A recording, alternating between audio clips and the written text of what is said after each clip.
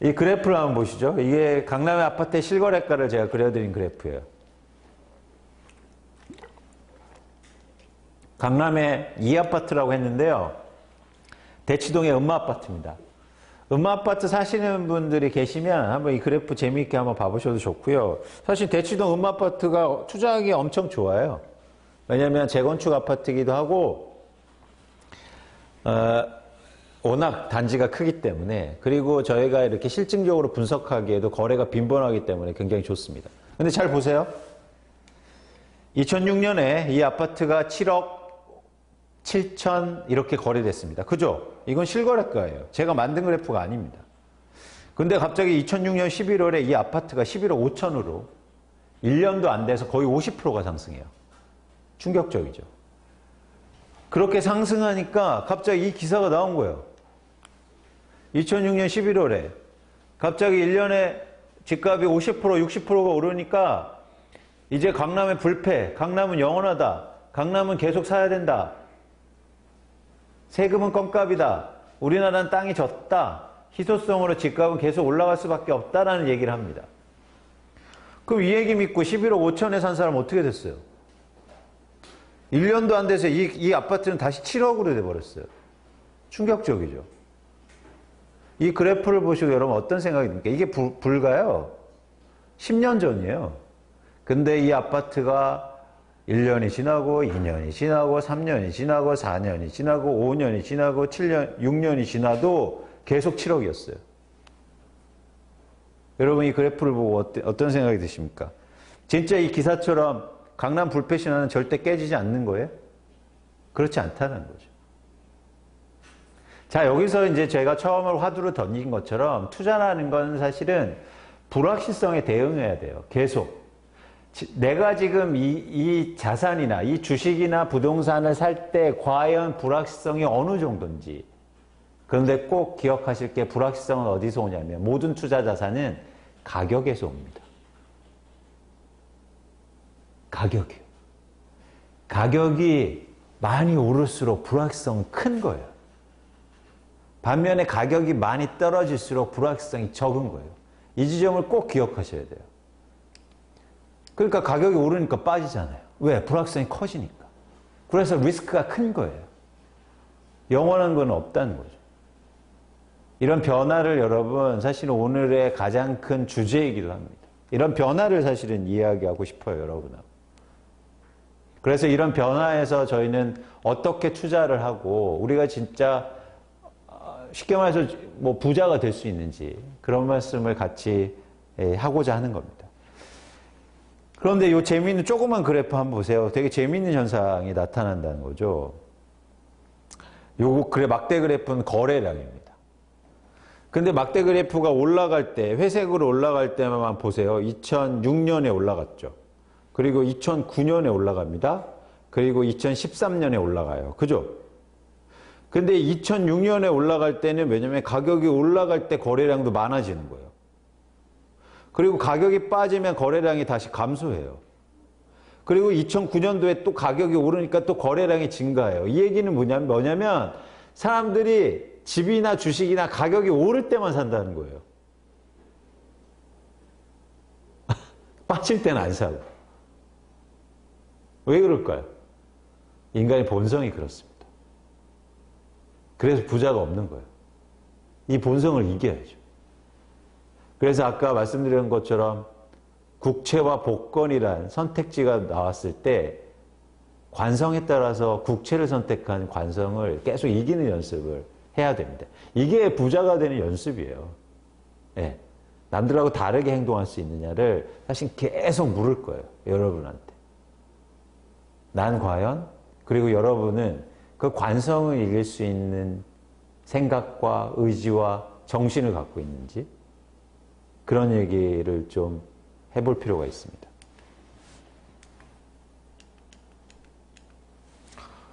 강남의 불패라는데 이제는 반대로 2012년 기사입니다. 2012년 2월 기사예요. 이건 제가 뭐 만든 기사가 아니잖아요. 그죠? 이제 강남의 굴욕입니다. 불패라고 했는데 이게 언론의 가장 큰 문제인데 그래서 여러분 신문 보고 투자하시면 안 돼요. 네. 신문은 그냥 현황 파악이에요. 그러니까 전 애널리스트고 미래를 전망한다고 얘기해. 미래를 전망하는 신문 기사는 없습니다. 그냥 현재 이런 어떤 일이 벌어지느냐만 설명해 주는 거예요. 그래서 여러분 신문을 많이 보지 마세요. 전 신문 안 봐요. 이 신문 기사를 보시면 이제는 강남의 굴욕이에요. 불패라고 했다가 1년에 3억씩 뚝뚝 빠집니다. 뭐 가끔 제 유튜브, 그러니까 제가 유튜브를 하는 건 아니고 어디 유튜브에 가서 많이 말씀드리는 건데 이거 한번 보세요. 강남의 아파트가 그때 평균 가격 10억이었거든요. 근데 막 3억씩 뚝뚝 빠지는 거예요. 30%씩. 1년도 안 됐는데 엄청나게 큰 거죠. 그죠? 특히 많이 빠진 데가 어디입니까? 여기 강남 3구의 재건축 매매가 하락 5개 순위. 어디가 많아요? 개포동, 잠실동, 대치동 이런 데잖아요. 이런 데 요즘 어떻습니까? 가장 좋은 곳이잖아요. 이런 데가 불과 이게 몇 년 전이에요. 8년 전이에요. 그렇게 오래된 시간이 아닙니다. 그 시간에 가장 많이 하락 5개 순위에 올랐다는 거죠. 개포동의 주공 1단지가 갑자기 3억이 빠집니다. 이때 당시에요. 제가 와이프하고 이 근처를 가는데 와이프가 그러는 거예요. 여기는 개도 포기한 동네라고. 일반적으로 다 그랬어요. 그쵸? 그래서 제가 그 말을 듣고 어떤 생각이 들었을까요? 아, 이제 살 때다. 그 생각이 들었죠. 지금은 어떤 동네입니까, 여기? 개도 포르쉐 타고 다닌다고 하잖아요. 네? 그렇게 바뀌었습니다. 자, 문제는 제가 말씀드린 것처럼 이렇게 갑자기 사람들의 생각이나 여론은 이렇게 금세 바뀐다는 거예요. 언제는 불패라고 그렇게 난리치더니. 재밌죠? 이때 2012년에 무슨 일이 있었습니까? 뭐 서브프라임이었어요? IMF였어요? 아니요. 좋았어요.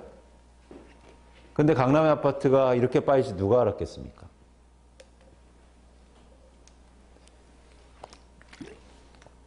제가 물 마시는 건 여러분 좀 이해를 부탁드립니다. 오늘 제가 세미나를 엄청 많이 했거든요. 이해 부탁드려요. 근데 대신 열심히 할게요. 잘 들리시죠? 여기 저기 들으시려고 4분이 와 계시는데요. 예. 예. 하여튼 반갑습니다. 제가 다시 말씀드리고 이 기세 이제 전입가경으로 가는 거예요. 여러분 막 집값 빠지니까 이제 2013년 4월 30일자 기사입니다. 주택가격 하락 꼬리문 악순환 한국은행. 그래서 한국의 구조적인 문제가 생길 수 있다. 거시경제가 망가질 수 있다. 이런 얘기를 합니다. 그래서 연체 비율 계속 올라가고 마지막에 보세요. 청년층과 자영업자의 부채가 매우 우려할 만한 수준에 지닥했다. 다중채무자가 엄청나게 늘었고 한국은 이제 일본처럼 간다. 그래서 저희끼리 얘기지만 이때 나온 그 사람, 유명한 사람 있잖아요. 제가 요즘 자꾸 그 사람하고 비교되는데 전 그러고 싶지 않거든요. 근데 선대인이라고 있지 않습니까? 제가 그분을 막 뭐라고 하는 건 아니에요. 그러니까 그 당시에 그런 기류가 그랬다는 거예요. 모두 다 이렇게 생각한 거예요. 집값은 영원히 안 오를 것이야. 계속 빠질 거야. 이렇게 생각했던 시절이 바로 2013년이었어요. 4월 30일. 제가 이걸 말씀드리는 이유가 이게 제가 어렸을 때 사진입니다. 같은 날 제가 레포트를 했어요. 뭐라고 하냐면 자 이제 집을 살 때다. 그죠? 그래서 여기 한번 제가 빨간 동그란 표 그려드렸는데 제가 수도권에 300개 아파트를 전수조사했어요. 다 조사를 해봤어요. 그랬더니 다주택자가 많이 줄고 부자들이 집을 별로 안 갖고 있는 거예요. 그리고 가격이 많이 빠진 거예요. 그리고 사람들이 다 집을 안 살려고 그래. 개포동 개도 포기했다고 그래. 그리고 여론도 계속 집값 빠진다고 그래. 전문가들도 집 살 때가 아니라고 합니다. 그래서 제가 집 사자고 그랬어요. 그랬더니 이 기자가 이 조그만 동그랗게 한번 보세요. 이색적인 주장이래요. 이때는 집 사자고 그러면 너나 사라고 그랬거든. 이색적인 주장이라고. 여러분 이때 샀으면 그냥 눈 감고 샀으면요. 이땐 대출도 많이 해줬어요. 눈 감고 샀으면 그냥 2배 무조건 오르는 거야. 제가 잘했다, 잘 맞췄다 이 얘기를 드리는 게 아니에요. 이렇게 다른 생각을 한번 해볼 필요가 있다는 거죠. 그래야 돈을 버는 겁니다. 돈이 나쁜 게 아니잖아요. 그래서 우리가 이런 예를 통해서 한번 고민해 볼 필요가 있습니다. 변화하죠. 여러분 세상에 이렇게 일직선인 게 어디 있습니까? 요즘 삼성전자 주가가 많이 올랐잖아요. 근데 불과 2달 전에는요, 삼성전자 엄청 빠졌어요. 그때는 삼성전자 막 디램 가격 빠진다 그러더니 올라갈 땐 또 삼성전자 10만 원 간대. 이런 식이에요. 이 그래프를 보시면 여러분은 이 선형의 일직선상의 이 곧바른 선을 기대하면서 사실 겁니까? 아니면 이 계속 변화하는 선을 한번 예측하면서 아니면 투자하시면서 사실 겁니까? 저는 사실 이 변하는 거에 여러분들이 좀 관심을 가지실 필요가 있다는 거죠. 왜냐하면 대부분 사람들은 그냥 이 선형만 보고 살아요. 그래서 잘 부자가 되기 힘든 겁니다. 변화를 읽어라. 굉장히 중요한 또 투자를 하면서 여러분 꼭 잊지 말아야 할 그런 단어이기도 합니다. 투자는 제가 볼 때 또 미래한 것입니다. 말씀드렸죠. 투자는 과거나 현재 하는 것이 아니라고 말씀드렸어요. 여기는 릭스라는 분인데요. 이건 접니다. 예, 제가 이광수잖아요. 그래서 이건 뭐 유명한 분이 아니고요. 투자는 미래에 하는 겁니다. 여러분 이걸 한번 되짚어 볼 필요가 있어요. 길거리 가면 요즘은 없어졌지만 이렇게 동전에서 왜 어디에 동전 들어가 있냐 이런 거 맞히는 거 야바위라고 하죠. 이거 맞추는 게 여러분 투자입니까? 아니에요. 이건 도박이에요. 과거에 이미 일어난 일을 맞추는 건 투자가 아니란 말이에요. 미래에 투자하는 거. 최근에 굉장히 재미있는 그런 이야기가 하나 신문의 논설 기사로 나왔는데요. 코로나19 때문에 많은 분들이 힘들어 하잖아요. 근데 이제 두 부류 중에서 누가 더 불행한가를 한번 연구기관에서 예측했대요. 근데 더 두 부류는 뭐냐면 하나는 내성적인 사람. 하나는 또 외향적인 사람. 그죠? 내향적인 사람, 외향적인 사람 두 부류 중에서 코로나19 때문에 누가 더 불행한가 했을 때 여러분 생각하시기에 누가 더 불행할 것 같으세요?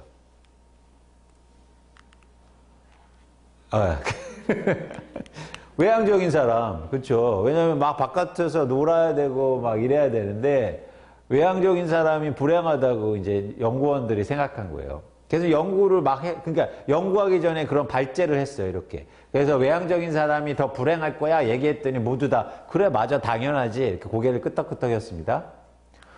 그런데 연구 결과를 직접 설문조사를 했더니 더 불행한 사람이 내향적인 사람이래요. 왜냐면 외향적인 사람은 안에 있어도 막 뭐 하고 SNS도 하고 전화통화도 하고 화상으로 하고 하여튼 열심히 산다는 얘기죠. 외향적이니까. 근데 내향적인 사람은 더 무슨 일이 있을까 더 걱정하고 막 이래서 더 불안해졌다는 거예요. 그래서 또 그걸 들으면서 사람들이 또 그래. 그럴 수 있지. 이렇게 고개를 끄덕끄덕한 거예요. 그래서 그 발표 자리가 끝나고 나가서 근데 그 연구자가 또 갑자기 허벌럭 들어오더니 여러분 죄송합니다. 연구가 틀렸어요. 사실은 내향적인 사람이 더 불행하대요. 이런 거예요. 왜요? 물어봤더니 아니 외향적인 사람이 더 불행하대요. 그랬더니 왜요? 그랬더니 외향적인 사람이 설문조사를 한 게 사실 저희가 몇 건을 빠뜨려서 다시 조사해 봤더니 우리가 처음에 생각한 것처럼 사실은 바깥으로 못 나가서 더 우울하다고 느낀다는 거예요. 그랬더니 많은 사람이 또 그렇지 고개를 끄덕이는 거예요. 충격적이지 않습니까? 이런 식이에요. 전 모든 전문가들이 이런 식이란 말이에요. 어떤 일이 발생하고 하면 다 설명하는 거예요. 설명에 끝나요. 이게 뭡니까? 저희는 과거에 투자하는 게 아니잖아요. 미래를 예측해야죠. 설명하는 걸 여러분 듣지 마세요.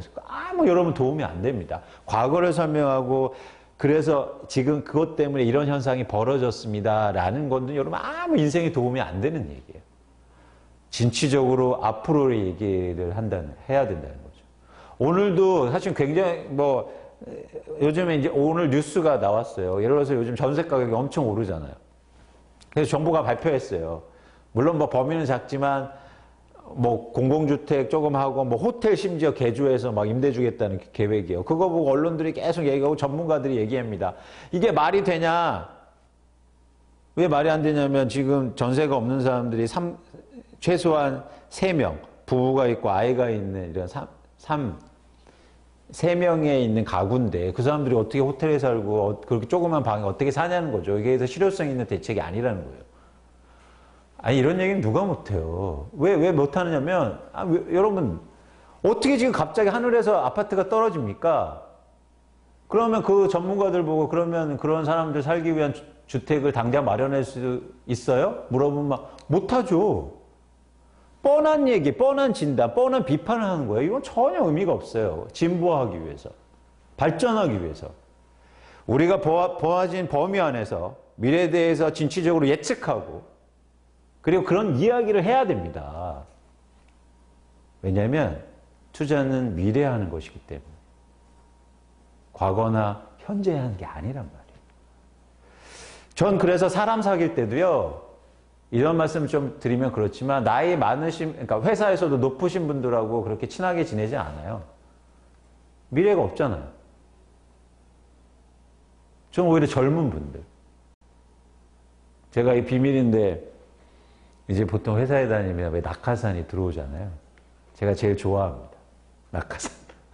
젊잖아요, 일단. 그리고 가능성이 높지 않습니까? 그리고 든든한 백이 있을 거 아니에요. 제가 엄청 잘해줍니다. 낙하산. 근데 반대로 사람들은 낙하산 들어갔다 그러면 엄청 안 좋아해요. 아니요, 전 좋아해요. 이렇게 좀 투자로 보면 세상의 각이 좀 달라지는 거죠.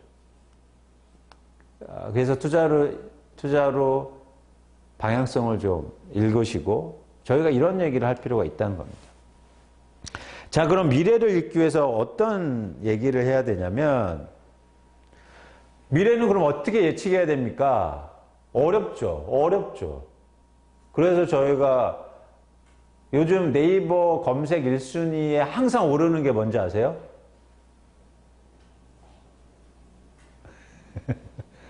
이런 거에 관심을 좀 가져보세요. 최근에 막 연예인 뭐 정치 뭐 이런 뭐 전세 뭐 이런 것도 많이 오지만 항상 오르는 게 있어요. 항상. 최근 들어서.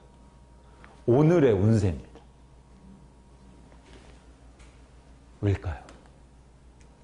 뭔가 투자에 대한 관심도 많아지고 미래가 불확실하니까 미래에 대해서 알고 싶어요. 근데 알 수 있는 방법이 뭐예요? 운세밖에 없는 거예요. 근데 여러분 운세가 진짜 미래를 맞춥니까? 못 맞춰요. 못 맞춥니다. 그럼 사주 보시고 점 보시는 분들이 왜 계속 그러고 계세요? 힘들죠. 근데 미래를 맞출 수 있는 가장 좋은 방법이 있어요. 바로 피터 드러커가 이런 말을 합니다. The futures that have already happened. 미래는 이미 일어나고 있대요. 전 이 얘기를 듣고 충격을 받았어요. 여러분, 미래는 이미 일어나고 있습니다. 지금. 단지 우리가 못 볼 뿐이에요.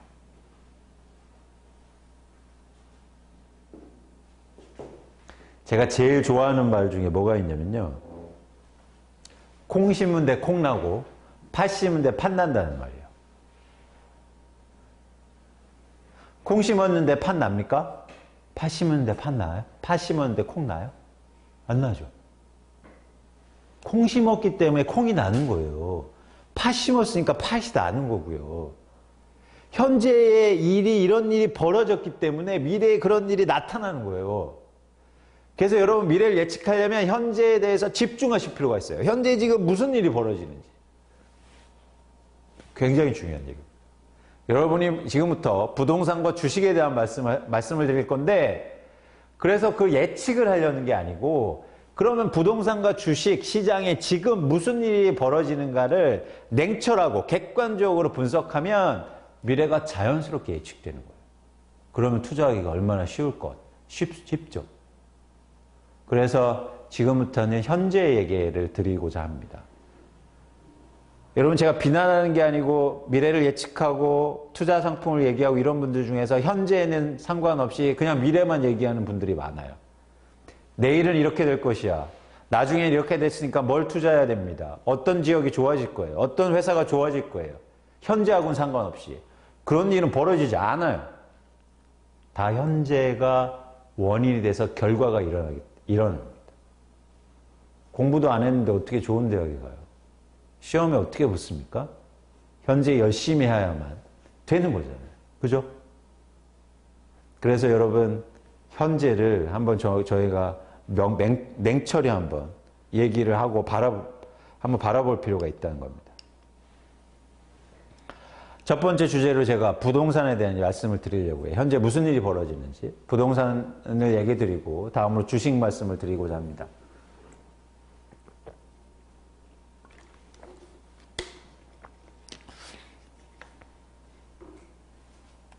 자, 일단 그러면 부동산 얘기를 할 때 당연히 나중에 어느 지역이 오를 것이에요. 내년에 어떻게 될 거예요. 이건 중요한 게 아니에요. 자, 현재, 지금 무슨 일이 벌어지느냐. 이게 더 중요한 거죠. 그런 관점에서 여러분 한번 생각해 보세요. 서울을 중심으로 해서 전국의 집값이 왜 이렇게 가파르게 상승했을까요? 이유는 뭡니까? 무슨 일이 벌어졌던 거예요? 잘 보시면 이건 재밌는 그래프인데요. 서울의 아파트의 이 까만 그래프는요. 서울의 아파트의 실거래가 가격 변동률입니다. 그렇죠? 많이 올라가면 당연히 많이 상승한 거고, 그래서 실제로 보시면 2007년부터 2013년까지 굉장히 가격이 썩 좋지 않았고, 그리고 2013년부터 가격이 계속 오르기 시작하잖아요. 그죠? 근데 독특한 현상이 뭐냐면 여기에서 전세 매매 비율이라는 걸 제가 조사해 드렸습니다. 그 얘기는 뭐냐면 이게 이제 대표적인 거예요. 일종의 집을 살 때 다시 말씀드리겠지만 집값을 움직이는 수요는요. 투자하려는 사람들입니다. 시장에 투자하려는 사람들이 많아지면 집값이 상승하는 거예요. 수요가 증가해서. 그죠? 그리고 부동산에서 투자하는 사람이 줄어들면 집값이 빠지는 거예요. 이 얘기는 다시 한번 말씀드리고, 어쨌든 전세 가격이 오르면 세상에 시장에 투자하는 사람들이 많아지죠. 그래서 가격이 상승한 거예요. 특히 2013년, 14년, 15년도에 서울의 전세 매매 가격에서 전세 가격이 차지하는 비중이 65%가 넘어가면서 갑자기 투자하려는 사람들이 시장에 많아집니다. 이게 일종의 갭 투자죠. 그리고 어떤 일이 벌어지냐면 2013년, 14년도에 가격이 안 오른다고 하니까 정부에서 대출 규제를 엄청나게 풀어줍니다. 그래서 부동산에서 돈 벌려면요. 집을 한 채 더 사야 돼요. 그죠? 한 채 살고 있는 건 돈 버는 게 아니에요. 왜? 내가 한 채를 살고 있는데 집값이 오릅니다. 근데 다 오르잖아요. 그건 돈 버는 게 아니에요. 내가 팔고 어디 딴 데 갈 수도 없잖아요. 그래서 집을 한 채 더 사는 게 사실은 투자예요. 그런데 그런 관점에서 전세 가격이 오를수록 한 채를 더 사기 쉽잖아요. 그래서 2014년부터 우리나라에 투자하는 사람들이 많아졌어요. 전세 가격이 오르면서. 그런데 시장에 자연스러운 변화 현상이, 그러면 집값이 오르면 전세 가격이 그만큼 못 쫓아 올라가니까 이 전세 매매 비율이 떨어지잖아요. 그죠? 이 그래프에 보시면 떨어지죠? 그럼 어떻게 됩니까? 제가 말한 것처럼 그러면 투자하는 사람들이 시장에 줄어야죠. 그래서 가격은 사실 안정화돼야 되죠. 그게 예를 들어서 65% 밑으로 떨어지는 2018년부터는 가격이 떨어졌어야 됐어요. 그런데 물론 보시는 것처럼 가격 변동률이 둔화되긴 했지만 여러분들이 체감하기에 절대 가격이 빠지진 않았어요. 절대. 근데 왜 투자하는 사람들이 시장에 줄어들었는데 부동산 가격이 빠지지 않았을까요? 그 이유는 여기 있습니다. 2018년부터 독특한 현상이 벌어지는데요. 이 주황색 그래프가 거래 회전율이라는 거예요. 거래 회전율은 쉽게 말해서 집을 갖고 있는 사람들이 시장에 내놓는 매물의 양입니다. 공급이에요.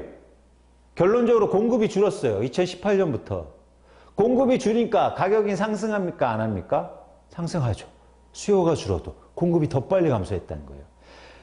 예를 들어서 2015년도에 이 비율이 10%인데요. 여러분들이 사신 아파트 단지가 100채가 있다면 그 중에서 10채가 매물로 나와서 거래가 됐어요. 그런데 이게 2018년도에는 6채 반, 2019년도에는 5채, 심지어 최근에는 5채 밑으로 떨어지고 있다. 집을 갖고 있는 사람들이 시장에 매물을 내놓지 않아요. 공급이죠. 공급이 감소하는 거예요. 여러분 여기서 두 가지 개념 규정을 명확하게, 그러니까 현재를 분석할 때 이게 중요해요. 이게 시장을 움직이는 동력이 뭔가, 시장은 왜 주식 가격이 오르지? 왜 부동산 가격이 오르지?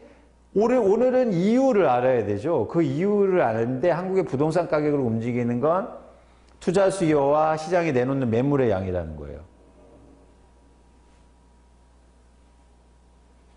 이거는 굉장히 논의가 필요한데요. 시장에 수요가 100명이 있습니다. 근데 그 중에서 실수요가 50명이에요. 나머지 50명은 투자 수요고요. 근데 이 50명은 갑자기 줄 수 있나요? 안 주나요? 안 줄죠. 계속 매년 50년 줄어도 50명이 됐다, 52명이 됐다, 48명이 됐다 이렇게 소폭의 변화만 있어요. 실수요는 항상. 그런데 큰 폭의 변화를 일으키는 건 나머지 50명이 투자 수요라는 거예요. 금리가 떨어져서 시중의 유동성이 증가해서 부동산 가격이 오른다고 다들 그럽니다. 그죠? 집값 오른다는 사람들이 맨날 그 소리 하잖아요. 지겹게. 그런데 금리가 떨어지면 왜 수요가 많아지는 거예요? 내 집에 살고 싶은 사람들이 갑자기 많아져요? 아니 왜 금리가 떨어지면 갑자기 내 집 살고 싶어지세요? 아니죠. 금리가 떨어지면 어떤 생각이 들어요? 투자하는 사람들이 많아지는 거예요. 그래서 부동산 가격을 움직이는 수요는 투자 수요가 투기 수요라는 겁니다. 그렇죠? 그래서 투자 수요는 전세 가격이 오르거나 대출 많이 해주면 수익률이 좋아지잖아요. 레버리지가 커지니까. 내 돈 적게 들어가서 조금 올라도 수익률이 높아지니까. 그래서 투자 수요가 많아지는 거란 말이에요. 이겁니다, 여러분. 이 점에서 이제 여러분들이 막 반론하고 이러면 참 좋은데, 어쨌든, 그죠? 그러면 시장이 움직이는 공급이 뭐냐는 거죠. 건설사가 막 아파트 짓고, 그러면 가격이 빠질까요? 아닙니다. 안 빠져요. 왜 안 빠지냐면 갑자기 한 사람이 10채씩 사고 20채 사고 이러면 아파트를 아무리 많이 지어도 아파트 가격 안 빠져요. 중국에 가시잖아요. 그러면 아파트를 엄청나게 지어졌어요. 그런데 아파트 가격이 집값은 계속 올랐습니다. 왜 올랐을까요? 공급을 계속 하는데. 사람이 많아서? 아닙니다. 한 명이 막 100채씩 사거든. 그래서 비워놔요. 그래서 중국 가보면 비어진 아파트가 엄청 많아요. 그러면 아파트를 아무리 많이 지어도 소용없단 말이에요. 그래서 투자 수요가 시장을 움직인다는 거 꼭 말씀드리고 싶었고, 또 시장을 움직이는 공급이 아파트를 짓는 양이 아니라 이것처럼 시장에 내놓는 매물의 양이라는 거예요. 우리나라 다주택자가 150만 명 정도 되고요. 주택을 갖고 있는 사람 중에서 거의 15% 정도가 2주택 이상입니다. 우리나라에서 집을 가장 많이 갖고 있는 사람이 몇 채나 갖고 있을까요? 여기 네 분 와 계시는데 제가 마치면 제가 오늘 제 신간이 나왔거든요. 그거 선물해 드릴게요. 장난 아닙니다. 책 엄청 재밌어요. 네.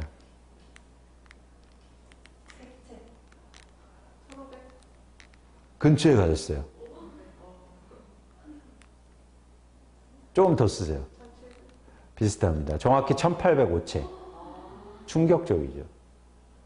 이렇게 많이 사는데 집을 어떻게 많이 지으면 그 집값이 빠져요. 반면에 그 사람들이 집을 내놓으면 집이 많아지는 거예요. 근데 그런 사람들이 지금 집을 안 내놨단 말이에요. 계속 사기만 해. 어떻게 집값이 빠집니까? 이렇게 현재를 명확하게 개념 규정을 해야 미래를 전망할 거 아니에요. 그럼 저희는 전망이 굉장히 쉬워졌어요. 이제. 뭐 금리다 아니면 정부 정책이다 할 것 없이 딱 두 가지만 우리 고민하면 됩니다. 자, 투자 목적으로 계속 사람들은 집을 살 건가? 그 사람들이 계속 있으면 집값이 오르겠고, 그리고 반대로 또 집을 갖고 있는 사람들이 과연 시장에 집을 내놓을까? 이 질문을 해볼 필요가 있어요. 그래서 저희가 이런 질문을 얻기 위해서 현재를 정확하게 분석하자는 거예요.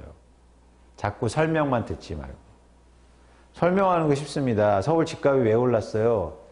어떤 분은 실제로 전문가들이 이런 얘기를 해요. 삼성전자가 돈 많이 벌어서 집값 올랐대요. 이게 말이에요? 근거는요? 삼성전자 직원이 집을 계속 사요? 아니잖아요. 그럼 삼성전자가 올해 초에 실적 엄청 나빠졌는데 그러면 집값 왜 안 빠졌어요? 주장을 하려면 근거가 있어요. 여러분, 전망을 하려면 명확하게 근거와 그리고 이유에 대해서 알아야 된다는 겁니다.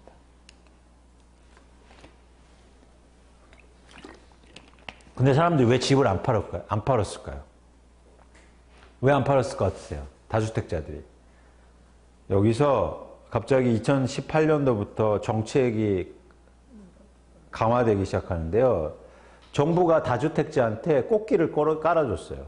왜냐면 다주택자들 너희들이라고 하면 죄송해요. 듣는 분들은 다주택자가 계실 텐데 다주택자 분들 임대사업자 등록하시면 제가 세금도 깎아주고요. 혜택을 드릴게요.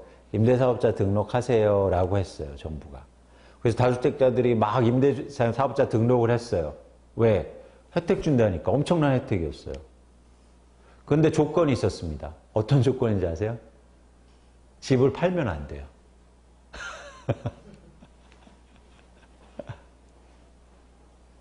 집을 안 파는 조건으로 세금 혜택을 줬단 말이에요.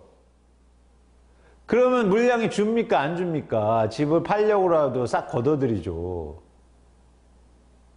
근데 집 살려는 사람은 계속 있는데 물량이 줄었으니까 집값이 어떻게 돼요? 급등한 거예요. 정부를 비판하려면 정확히 알고 비판해요. 이런 게 잘못됐다는 거예요. 어쨌든 저희는 그런 얘기를 하고 싶진 않아요. 과거 얘기니까. 이 원인이었다는 거죠. 그래서 임대사업자 등록 의료 때문에 집이 시중에 매물이 안 나왔고 그래서 집값이 오른 또 결정적인 이유였다라고 여러분 이해하시면 됩니다. 그래서 실제로 제가 아파트를 다 조사해 봤어요. 서울의 아파트 중에서 과연 얼마나 많이 임대사업자 등록이 되어 있는지. 여러분들이 사시는 아파트도 있을 수 있을 것 같아요. 평균적으로 13%가 임대사업자 등록으로 등록되어 있는 거예요. 그래서 공식적으로 이런 사람들은 난 집을 안 팔겠습니다 라고 하는 거예요. 그런데 여러분들이 사시는 아파트 중에서 거래가 되는 게 6%밖에 안 되거든요. 그러니까 굉장히 많은 물량이 시중에 나오지 않는 건다고 보시면 돼요. 일부 아파트는 뭐 거의 20%대도 있어요. 이거는 강북, 강남 뭐 어느 지역 할 것 없이 전방위적으로 다 있었던 일이에요. 지금도 이런 상황이고. 그래서 시중의 공급이 엄청나게 감소한 거죠. 근데 이 아파트들을 잘 기억하세요. 반전이 있습니다. 자, 이제 두 가지만 전망하면 됩니다. 투자 목적으로 계속 집을 살까? 아니에요. 투자 목적으로 이제 집을 사지 못해요. 왠지 아세요? 세금 부담이 너무 큽니다. 그 중에서도 취득세요. 투자 목적으로 집을 사는 사람들은 제가 말씀드렸죠. 전제 조건이 한 채를 더 사야 된다. 내가 살고 있는 집 말고. 근데 지금 서울에서 아파트를 살 때 두 채부터는 취득세를 8% 내고 기타 세금까지 하시면 거의 9%를 내야 돼요. 그런 10억짜리를 사면 9천만 원을 내고 시작해야 됩니다. 여러분 왜 도박장 정선 가보셨어요? 정선 가보시면 입장료 받게요, 안 받게요? 안 받죠. 왜 안 받는 것 같아요? 투자하는 사람들은 돈 내고 하는 거 제일 싫어하거든. 진입장벽을 낮춰야 투자가 쉬워요. 그죠? 왜냐면 불확실성이 크기 때문이에요. 돈 내고 시작하면 수익률이 확 떨어지죠. 근데 한국의 세율 구조를 잘 보시면 그동안 투자 목적의 세금 구조가 대부분 양도세나 보유세였습니다. 특히 양도세가 컸죠. 이건 양도세라는 건 사실은 이익의 곱하기 얼마잖아요. 그래서 별로 안 무서워해. 내가 돈 많이 번 만큼 내는 거니까. 근데 돈을 벌기도 전에 입장료 내고 시작하래요. 1억씩 내고 시작해. 그럼 사람 줍니까? 안 줍니까? 정선에 카지노에 갑자기 입장료를 100만 원씩 내라고 하세요. 그럼 거기 사람들 완전 줄 거예요. 똑같은 식이에요. 그래서 지금 투자 수요가 굉장히 빠르게 감소하고 있습니다. 사실 이 취득세 인상은요, 제가 강력하게 주장한 거예요. 근데 도입이 됐습니다.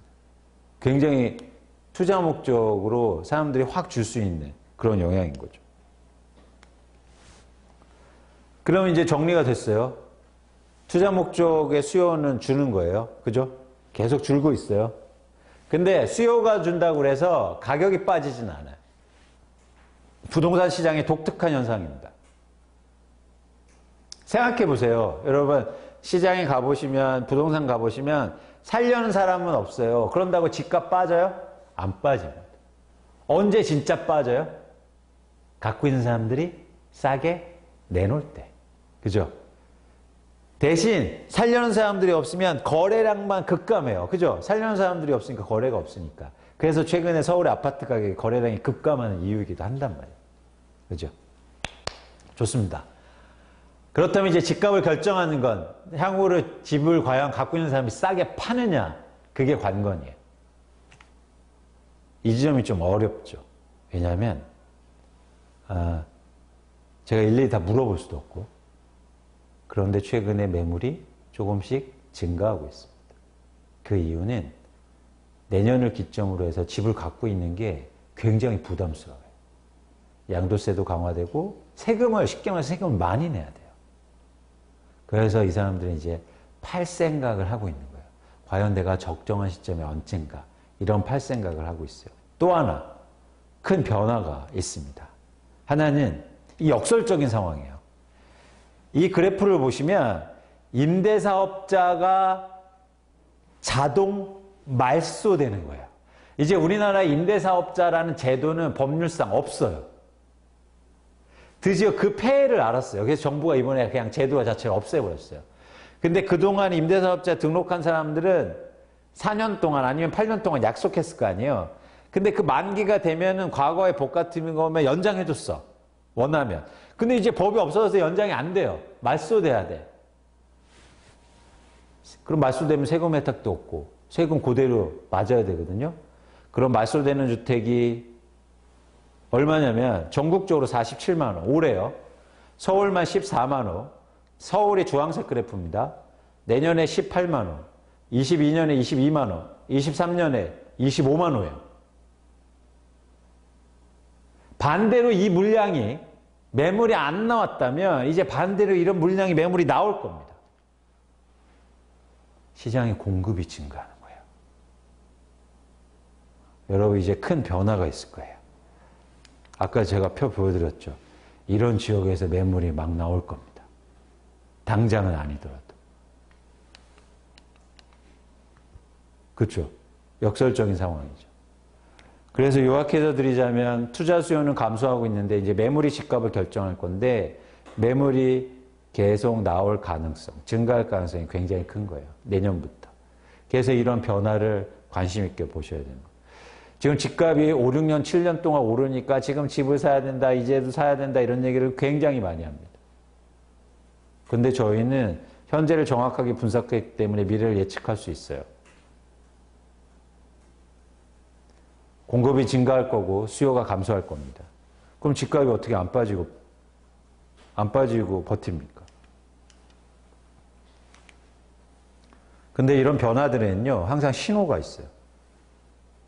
신호를 유익 있게 보셔야죠. 최근에 굉장히 재미있는 뉴스가 나왔습니다. 삼성동의 나홀로 주택인데요. 갑자기 이 주택이 46채예요. 이거를 한 명이 갖고 있었어요. 한 가구가. 그죠? 엄청나죠? 근데 이 사람이 갑자기 이 주택을 420억에 통째로 팔았습니다.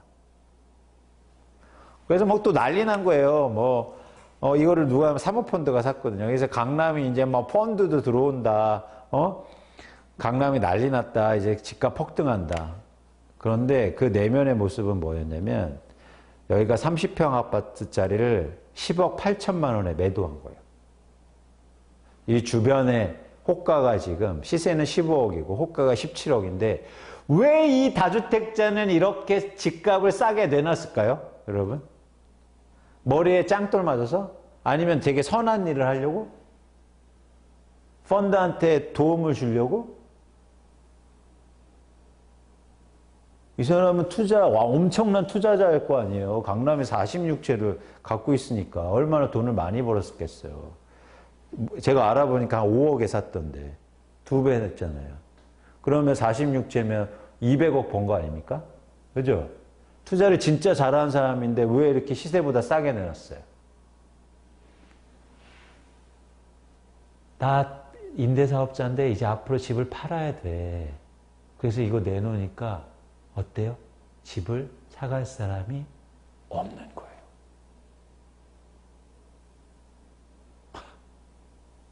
그럼 어떻게 해야 됩니까? 가격을 낮춰야죠. 낮춰도 안 사갔어. 그래서 펀드한테 사간 거예요. 그래서 근데 이 펀드가 문제가 생겨서 공매해서 개인들한테 다시 넘겼잖아요. 이 가격으로.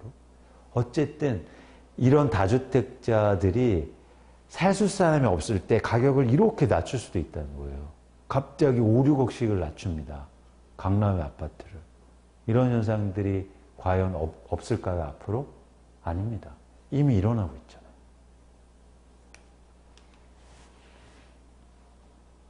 아까 보셨던 그래프를 한번. 이게 팔려는 사람들이 시장에 있는데 살려는 사람들이 많지 않으면 이런 그래프가 형성돼요. 그러니까 갑자기 뚝 빠지는 거예요. 10억짜리가 갑자기 7억으로 뚝 빠져요. 갑자기 올랐다가 갑자기 왜 오를까요? 또 이제 팔 사람들 다 팔았어. 그죠? 그럼 조금씩 또 수요 붙으면서 올라. 그러다가 또 이때 팔아야지 하는 사람들이 딱 내놓으면 갑자기 뚝 빠져. 이런 변동성이 굉장히 커질 가능성이 앞으로 높습니다. 근데 사람들은 아까 말씀드렸죠. 언제 집을 산다? 오를 때. 그 사람들이 집 내놓을 때 사야 되는데.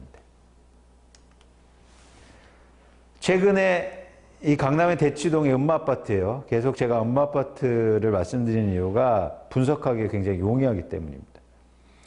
그런데 그렇게 빠지는 아파트가 2014년부터 오르기 시작했죠. 굉장히 추세적인 현상이었어요. 아까 말씀드렸죠. 2014년부터 2016년까지, 17년까지는 왜 가격이 올랐다? 투자하는 사람들이 많았기 때문에. 그래서 가격의 상승이 굉장히 완만하고 꾸준하게 오르지 않습니까? 그죠? 그러다가 최근에 가격 오른 이유가 뭐라고 그랬어요? 매물이 감소해서.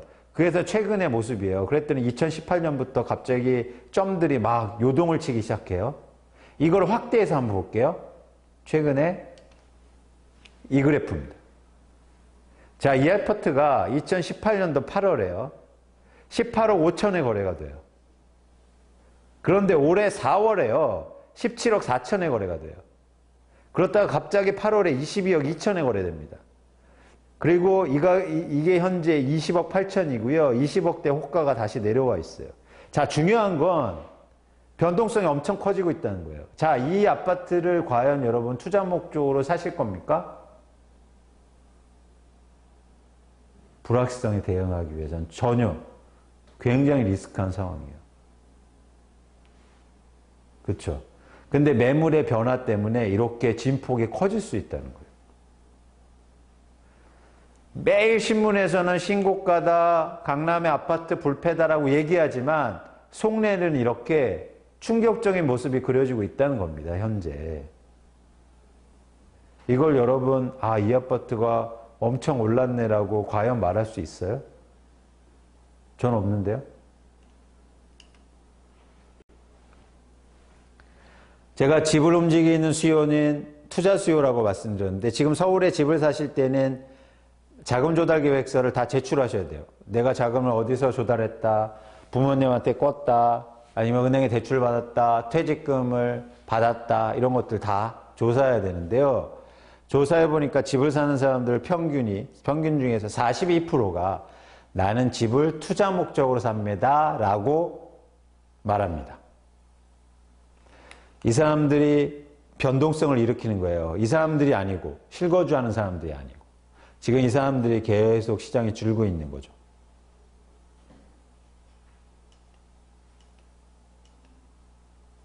마찬가지 그래프입니다. 변동성이 굉장히 크잖아요. 그죠? 막 올랐다가 떨어지고 막 이래요. 그러니까 사실은 이 시장을 굉장히 유의할 필요가 있다는 겁니다.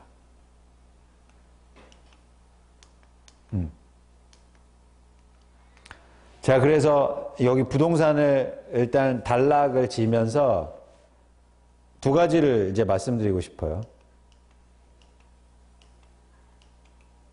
한 가지는 아까 보셨습니다. 제가 볼 때 저희는 지금 2단계에 있어요. 2006년도하고 아주 모습이 유사합니다.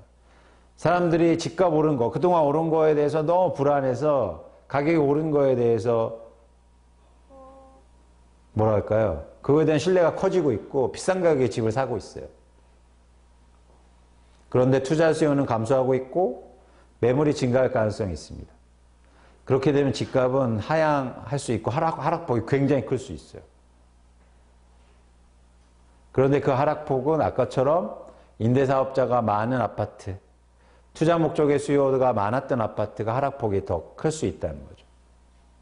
자, 그러면 우리는 어떻게 대응해야 됩니까? 두 가지 아파트가 있다고 생각해 보세요. 부동산이 있습니다. 하나 아파트는요, 똑같이 10억이었어요. 근데 하나 아파트는 지금 현재 15억으로 올랐습니다. 근데 이 아파트는요, 같이 15억에 올랐다가 다시 15억으로 떨어졌어요. 그럼 여러분 뭘 사시겠어요? 내가 지금 집을 사야 된다면 뭘 사시겠습니까? 사람들은 근데 이 오른 아파트를 사요. 충격적이죠. 올라서 안전하다고 생각해요. 얘는 올랐다가 떨어져서 불안하다고 생각하고. 여러분 집은 B를 사야 됩니다. 가격이 떨어진 게 안전한 거예요. 그게 리스크가 덜한 거잖아요. 가격이 지금 오르고 있고 오른 아파트가 안전한 게 아니란 말이에요. 이런 변화에 대해서 여러분 주목하실 필요가 있고 앞으로 사실 내년부터 굉장히 가파른 변화가 일어날 겁니다. 여러분 좋은 기회를 맞이하실 수도 있어요. 기회로 생각하시고 적극적으로 대응할 필요가 있다는 거죠. 많이 빠진 아파트를 사셔야 된다. 실무적인 조언입니다. 자, 이제 주식 얘기를 좀 해드릴까요? 주식 얘기하면서도 제 자랑을 또 해야죠.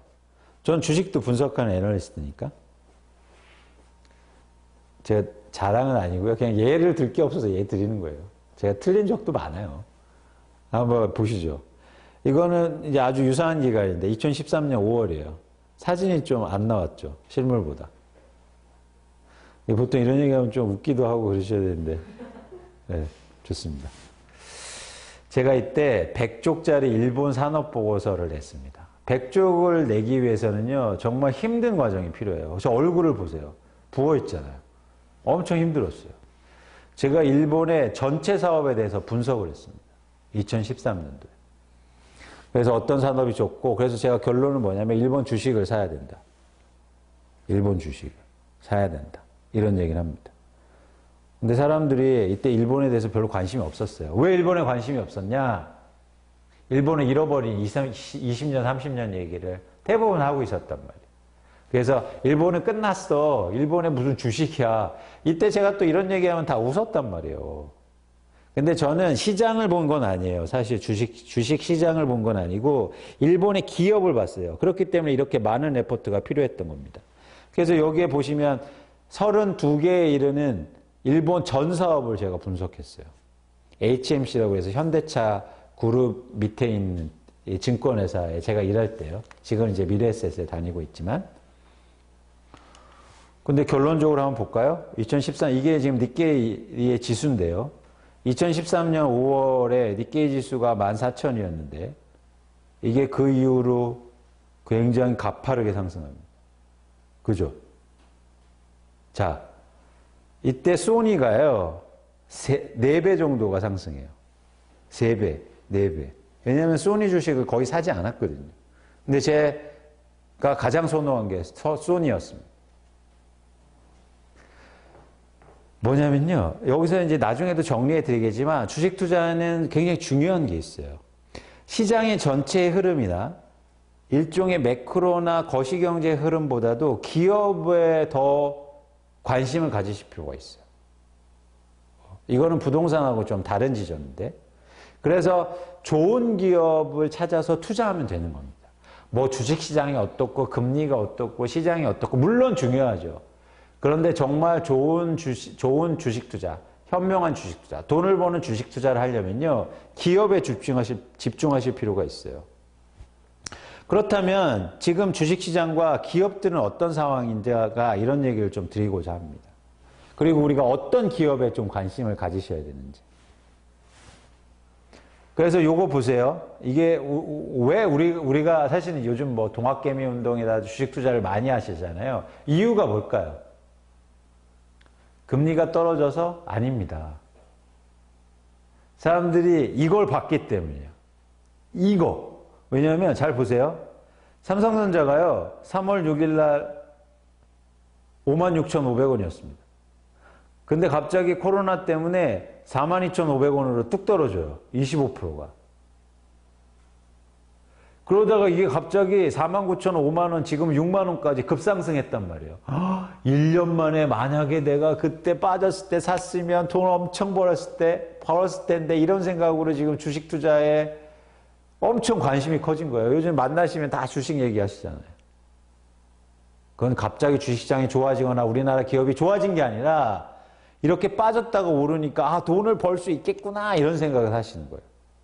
그죠? LG화학 같은 게 40만 원 가다가 26만 원 가고 40만 원 다시 회복했다가 지금 거의 60만 원, 70만 원 이렇게 가지 않습니까? 이렇게 결과를 보는 순간 사람들이 주식 투자 너무 좋네 이렇게 반응하는 거죠. 근데 좀 냉철하게 보실 필요가 좀 있습니다. 비단 한국 주식뿐만 아니에요. 전 세계가 그랬죠. 이거 잘 보세요. 예를 들어서 가장 밑에 테슬라가 있지 않습니까? 테슬라가 원래 900달러 정도 가다가 반토막이 났어요. 코로나 때문에. 그러다가 갑자기 900달러로 오르고 지금 뭐 이거보다 훨씬 더 많이 올랐습니다. 주식 투자해야 되는데 그때 빠졌을 때 사야 되는데 이런 거죠. 그래서 지금 대부분 하는 말들이 뭐냐면 또 한 번만 빠져라.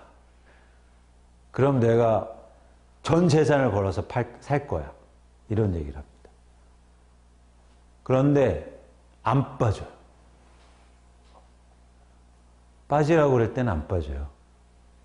안 빠지면 어떻게 되는 거예요? 지치죠. 지치면 어떻게 됩니까? 사게 돼요. 비싼 가격에. 지금 그러고 있는 거예요. 사실은. 네. 그래서 결과론적 얘기지만 사실 이런 변동성이 있었고 그렇기 때문에 투자자들의 관심이 훨씬 더 커졌다. 갑자기 회사가 좋아지거나 시대가 바뀐 건 아니다라는 게 여러분 잘 아실 필요가 있습니다. 코로나19 때문에 영향이 컸다는 거죠. 자, 그래서 사실은 주식은 여러분 주식 투자를 잘하기 위해서는요. 시장을 보실 필요가 없어요. 회사에 더 집중하실 필요가 있어요. 그러면 이제 어떤 회사를 골라야 되느냐, 그게 더 중요한 거예요. 그래서 좋은 회사에 대해서는 말씀을 다시 한번 드리고, 일단 첫 번째 이런 좋은 회사에 투자하는 그런 방법 중에서 가격이 떨어질 때마다 계속 사는 습관을 한번 들이시도록 한번 연습을 한번 해보셨으면 좋겠습니다. 좋은 회사를 한번 선택해서. 그래서 이 사진은 뭐냐면 워렌 버핏이 유명하잖아요. 워렌 버핏이 사무실에 걸려있는 그런 사진이에요. 제가 굉장히 좋아하는 말인데 주식 투자는 삼진이 없는 야구 게임입니다. 계속 기다리기만 하면 돼요. 언제까지? 내가 좋아하는 공이 들어올 때까지. 그런데 일반적으로 야구 경기는 그렇게 못하죠. 왜? 스트라이크 아웃이 있잖아요. 공이 나한테 뭐 예를 들어서 7개 이상 들어오지 않을 겁니다. 아니면 삼진 아웃 되든지 아니면 안타 치든지 이렇게 결판이 나겠죠. 그런데 투자라는 건요, 삼진 없는 야구 게임이에요. 계속 기다려도 돼요. 계속 기다린다고 해서 야, 너 아웃. 그리고 너 스트라이크 아웃 이렇게 하지 않는단 말이에요. 그래서 타석에 들어서서 여러분 계속 기다리시면 돼요. 조급하실 필요가 없어요. 대신 어떤 방망이를 들고 어떤 공을 기다릴 건가가 중요한 겁니다. 그래서 회사가 중요한 거예요. 그래서 방법상 여러분 조급한 마음을 갖지 말고 계속 기다리는 연습을 한번 하실 필요가 있어요. 그래서 그렇게 되면 좋은 공이 들어온다는 건 뭐냐면 좋은 회사의 가격이 떨어질 때 사면 됩니다. 제가 이렇게 쉽게 얘기하지만 이거는 굉장히 관성에 역행하는 일이에요. 일반적으로 사람들은 가격이 떨어질 때 팔고 싶고 가격이 오를 때 사고 싶어요. 그게 우리가 원래 그렇게 태어났어요. 남들이 하면 하고 싶고 남들이 안 하면 안 하고 싶단 말이에요. 관성을 이겨야죠. 그래서 여러분 이 사진을요 복사해서 꼭 방에 걸어 놓으십시오. 내가 좋은 공이 들어올 때 치면 됩니다. 스트라이크 아웃 없으니까. 두 번째, 이제는 어떤 회사를 고르느냐의 관점인데요. 회사의 스토리를 잘 읽으셔야 돼요. 스토리를 읽어야 합니다. 스토리. 이야기가 있는 회사가 되게 좋아요. 사람들은, 그러니까 주식 투자는 뭐냐면 미인대회 같은 거예요. 미인대회는 내가 예쁘다고 하는 사람이 미스코리아 지인이 되지 않아요. 누가 됩니까? 다른 사람들이 모두 예쁘다고 하는 사람들이 미스코리아 지인. 이런 얘기 많이 들어보셨잖아요. 미인대회. 근데 미인이 주식회사, 그러니까 주식시장에서 미인으로 꼽히려면 이 스토리가 있어야 돼요. 이야기가. 이런 식입니다. A라는 회사가 있고 B라는 회사가 있어요. 똑같이 매출이 2배가 성장해요. 그러면 무차별한 거 아닙니까? 그쵸? 근데 어떤 회사는 매출이 증가하는 스토리가 있어요. 예를 들어서 이런 거죠. 자, 이 회사는 매출이 10에서 20으로 증가했는데 이 회사가 왜 매출이 증가했냐 스토리를 들어봤더니 앞으로 환경 이슈가 돼서 내연기관 자동차가 없어지니까 내연기관 자동차처럼 사람들이 이제 전기차로 다 바꿀 거라는 거예요. 근데 전 세계에서 내연 자동차가 1년에 1000만 대 정도 팔린다고 가정하면 전기차가 이제서야 10만 대 팔려요. 그럼 앞으로 얼마나 더 많이 팔리겠습니까? 그래서 고작 지금 10만 대 팔리니까 매출이 2배 증가했어도 스토리가 있으니까 아, 그래 세상에 돌아다니는 자동차가 다 전기차로 바뀌어? 그러면 엄청나게 시장이 커지겠네 라고 생각하면서 이건 스토리가 있는 회사죠. 그게 이제 대표적으로 계속 얘기지만 테슬라인 거예요. 근데 똑같이 매출이 증가했는데 그냥 매출이 증가한 거예요. 이 회사는. 회사가 열심히 노력해서 신제품 개발하고 이렇게 해서 별로 스토리가 없어요. 근데 똑같이 매출이 증가해도 사람들은 여기에 더 집중한단 말이에요. 또 한 가지 재미있는 현상은 사람들은 숫자를 기억하지 잘 못합니다. 대신 이야기는 잘 기억하죠. 여러분 이런 식이에요. 저 철수가 돈을 엄청 벌었대. 그거보다 여러분 어떤 게 더 잘 기억나고 임팩이 있습니까? 철수가 돈 벌어서 강남 아파트를 샀대. 그러면 확 다가오잖아요. 이것처럼 사실은 여러분 어떤 회사를 보실 때 이 회사에 스토리가 있는가, 이렇게 사람들한테 기억할 만한 요소가 있는가에 대해서 집중하실 필요가 있습니다. 이런 회사들이 주가가 더 오르고 사실은 향후에 더 좋아질 가능성이 있어요. 이건 밸류에이션하고 그 회사가 주가가 싸다 비싸다라고 다른 차원의 얘기입니다. 스토리가 있는 회사, 오타가 있어요. 스토리가 있는 아니고 있는이죠. 죄송합니다. 그래서 어쨌든 스토리가 있는 회사를 좀 관심 있게 보셨으면 좋겠다는 얘기를 드립니다. 그리고 여러분 회사를 보실 때 주가가 중요하죠. 그죠? 주가가 얼마나 올랐고 얼마나 뭐 싸고 이런 게 되게 중요한데 훨씬 더 회사를 보실 때 중요한 건 매출입니다. 회사의 실적이나 아니면 여러분 뭐 재무제표라는 걸 보셨는지 모르겠지만 손익계산서나 이럴 때 볼 때 제일 먼저 나오는 게 뭐예요? 매출단이죠. 매출이 증가하는 회사는 무조건 좋은 회사라고 보시면 돼요. 그럴 가능성이 높습니다. 좋은 회사가 될 가능성. 그래서 항상 매출이 증가하는 회사를 관심 있게 보셔야 돼요. 그래서 다른 것도 다 귀찮다. 내가 이 회사들을 뭘 봐야 되느냐 하나만 얘기해 달라. 그런 매출입니다. 그래서 이 회사들이 매출이 증가하고 있고 그리고 증가할 수 있는지 이런 부분에 대해서 관심을 많이 가지셨으면 좋겠어요. 뭐 이 부분은 너무 뻔한 얘기니까. 테슬라가 좋다는 얘기가 아니고요. 주식은 성장에 투자하는 겁니다. 주식을요, 예를 들어서 뭐 내가 안전 자산으로 여겨서 아니면 뭐 돈을 디파짓 해놓으려고 아니면 좀 세이프 뭐 이런 식으로 주식 투자를 하시면 안 돼요. 주식을 투자하는 건 돈을 벌려고, 돈을 많이 벌려고 하는 거예요. 그래서 성장이 있는 회사가 무조건 좋은 겁니다. 그래서 뭐 이 회사는 안정성이 있어. 이런 거 다 쓸데가 없어요. 성장하는 회사. 그래서 매출이 중요해요. 다 연관되어 있는 얘기인데. 근데 여러 가지 산업 중에서 가장 성장이 많은 회사, 비즈니스가 뭘 것 같으세요, 여러분? 뭐 자동차도 있고 반도체도 있고 뭐 인터넷도 있고 많잖아요. 근데 그 중에서 과거에도 그렇고 앞으로도 그렇고 성장이 가장 클 것으로 예상되는 게 어떤 비즈니스일 것 같습니까? 그렇죠. 이따 주소 알려주고 가세요. 제가 책 보내드릴게요. 바이오죠. 제약 바이오. 그래서 제약 바이오는 주식시장에서 항상 주목받는 거예요. 절대 지지 않는 테마인 겁니다. 왜? 성장이 계속 나오니까. 왜 성장이 나오는지 아세요? 신약이 개발되니까. 없던 시장이 나오는 거예요. 없던 시장이 나오면 무조건 성장하는 거예요. 이해하셨어요? 있는 시장에서 성장하기 되게 힘들어요.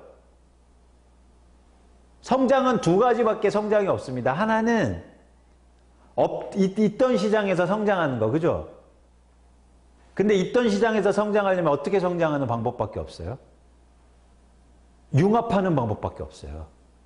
그래서 여러분, 그 스마트폰, 그게 신제품입니까? 아니에요. 스티브 잡스가요, 스마트폰 그리고 처음 발명한 것도 아니야. 그런데 왜 애플이 그렇게 잘 됐냐면 융합했기 때문이에요.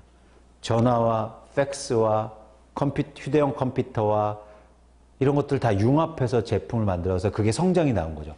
그래서 기존에 있던 비즈니스는 성장할 수 있는 방법이 융합이에요. 그래서 어떤 회사를 주목해서 보시냐면 융합하는 회사를 보셔야 돼요. 비즈니스 포트폴리오가 다양한 회사. 근데 흔치 않아요. 힘들어요. 성장하기 힘들다고. 근데 제약은 달라요. 바이오는 달라. 없던 제품이 나오거든. 새로운 제품이에요. 신약. 이거하고는 비교가 안 돼. 그러니까 무조건 성장해요. 무에서 출발하니까. 그래서 제약과 바이오는 항상 좋은 성장 테마입니다. 그래서 주식시장에서 항상 좋은 거예요. 그런데 되게 약점이 있어요. 어떤 약점입니까? 신약 바이오를 개발할 확률이 떨어져요. 개발만 하면 대박인데 확률이 떨어지단 말이에요. 그럼 어떻게 투자해야 됩니까? 여러 개를 사면 돼요.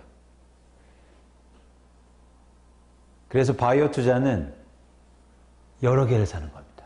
그 중에서 한 개만 터지면 되는 거예요. 불확실성을 줄이고 성장성을 높이는 거죠. 투자의 전략이 필요한 거예요. 여러분 바이오를 할 때 뭐 삼성 바이오 이런 데 몰빵하지 마세요. 리스크가 굉장히 큰 거예요. 여러 개를 사놓고 한두 개만 속된 말로 대박 터지면 되는 겁니다. 회사와 비즈니스의 속성을 알고 성장하는 주식의 속성을 알고 그거에 대한 투자 전략을 세워야 되는 거죠. 그런 측면에서 성장하는 기업의 그런 투자 방법을 여러분 고민하셨으면 좋겠다. 가치주 얘기를 많이 하죠. 가치주라는 건 뭐냐면 회사의 가치는 이만큼 있는데 시장에서 이만큼 싼 거예요. 그래서 그만큼 주가가 오르겠다. 근데 내년에 한번 잘 보세요. 이 가치주가 좀 변화가 있을 것 같은데 이게 또 흐름이라는 게 있습니다. 그동안 이제 성장주가 막 이렇게 올랐는데 사실 일시적으로 이제 가치주가 좀 주목받을 수 있는데 그럼 가치주 투자는 어떻게 하느냐? 제가 이 얘기를 왜 뭐냐면 제가 그러니까 주식 시장에 있잖아요. 주식 시장에 있는데 최근에 가치주만 투자하는 펀드 매니저들이 유명한 펀드 매니저들이 다 집에 갔어요. 너무 어려워요. 가치주 투자가 수익이 못 냈거든요. 근데 항상 그런 일이 벌어지면 바닥입니다. 근데 가치 투자는 어떻게 하는 거냐면 가치주는 뭐냐면 대부분 올드 비즈니스에서 많이 나와요. 성장하지 못하는 비즈니스에서. 그러니까 계속 주가가 빠진 거죠. 니네는 성장 못해 이러면서. 대표적으로 이런 뭐 맥주 산업 같은 게. 그런데 이런 올드 비즈니스에서 어떤 주가가 상승하는 주식은 어떤 공통점이 나타나냐면 2등 주식들. 2등 주식이 비즈니스가 안 좋고 산업이 안 좋으면 시장에 어떤 변화가 일어나잖아요. 그래서 2등이 갑자기 튀어 올라요. 1등이 돼요. 그러면 갑자기 성장이 일어나는 거예요. 대표적으로 이 테라입니다. 여러분 테라 맥주 이 회사 맥주 잘 안 먹었어요. 근데 테라가 나오면서 2등 회사였는데 갑자기 1등이 되고요. 요즘 다 테라 드시잖아요. 테슬라 뭐죠? 그죠? 섞어 먹는 거 테슬라라고 그러죠?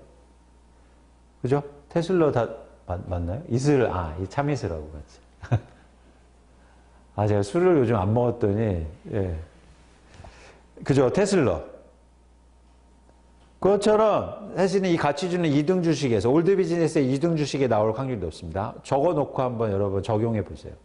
네, 좋은 투자 방법이라고 생각합니다. 배당주 얘기를 많이 하죠.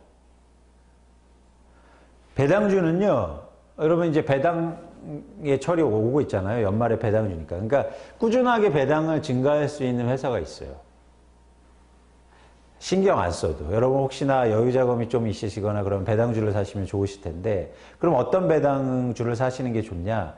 소비재 기업의 배당주를 사시는 게 좋습니다.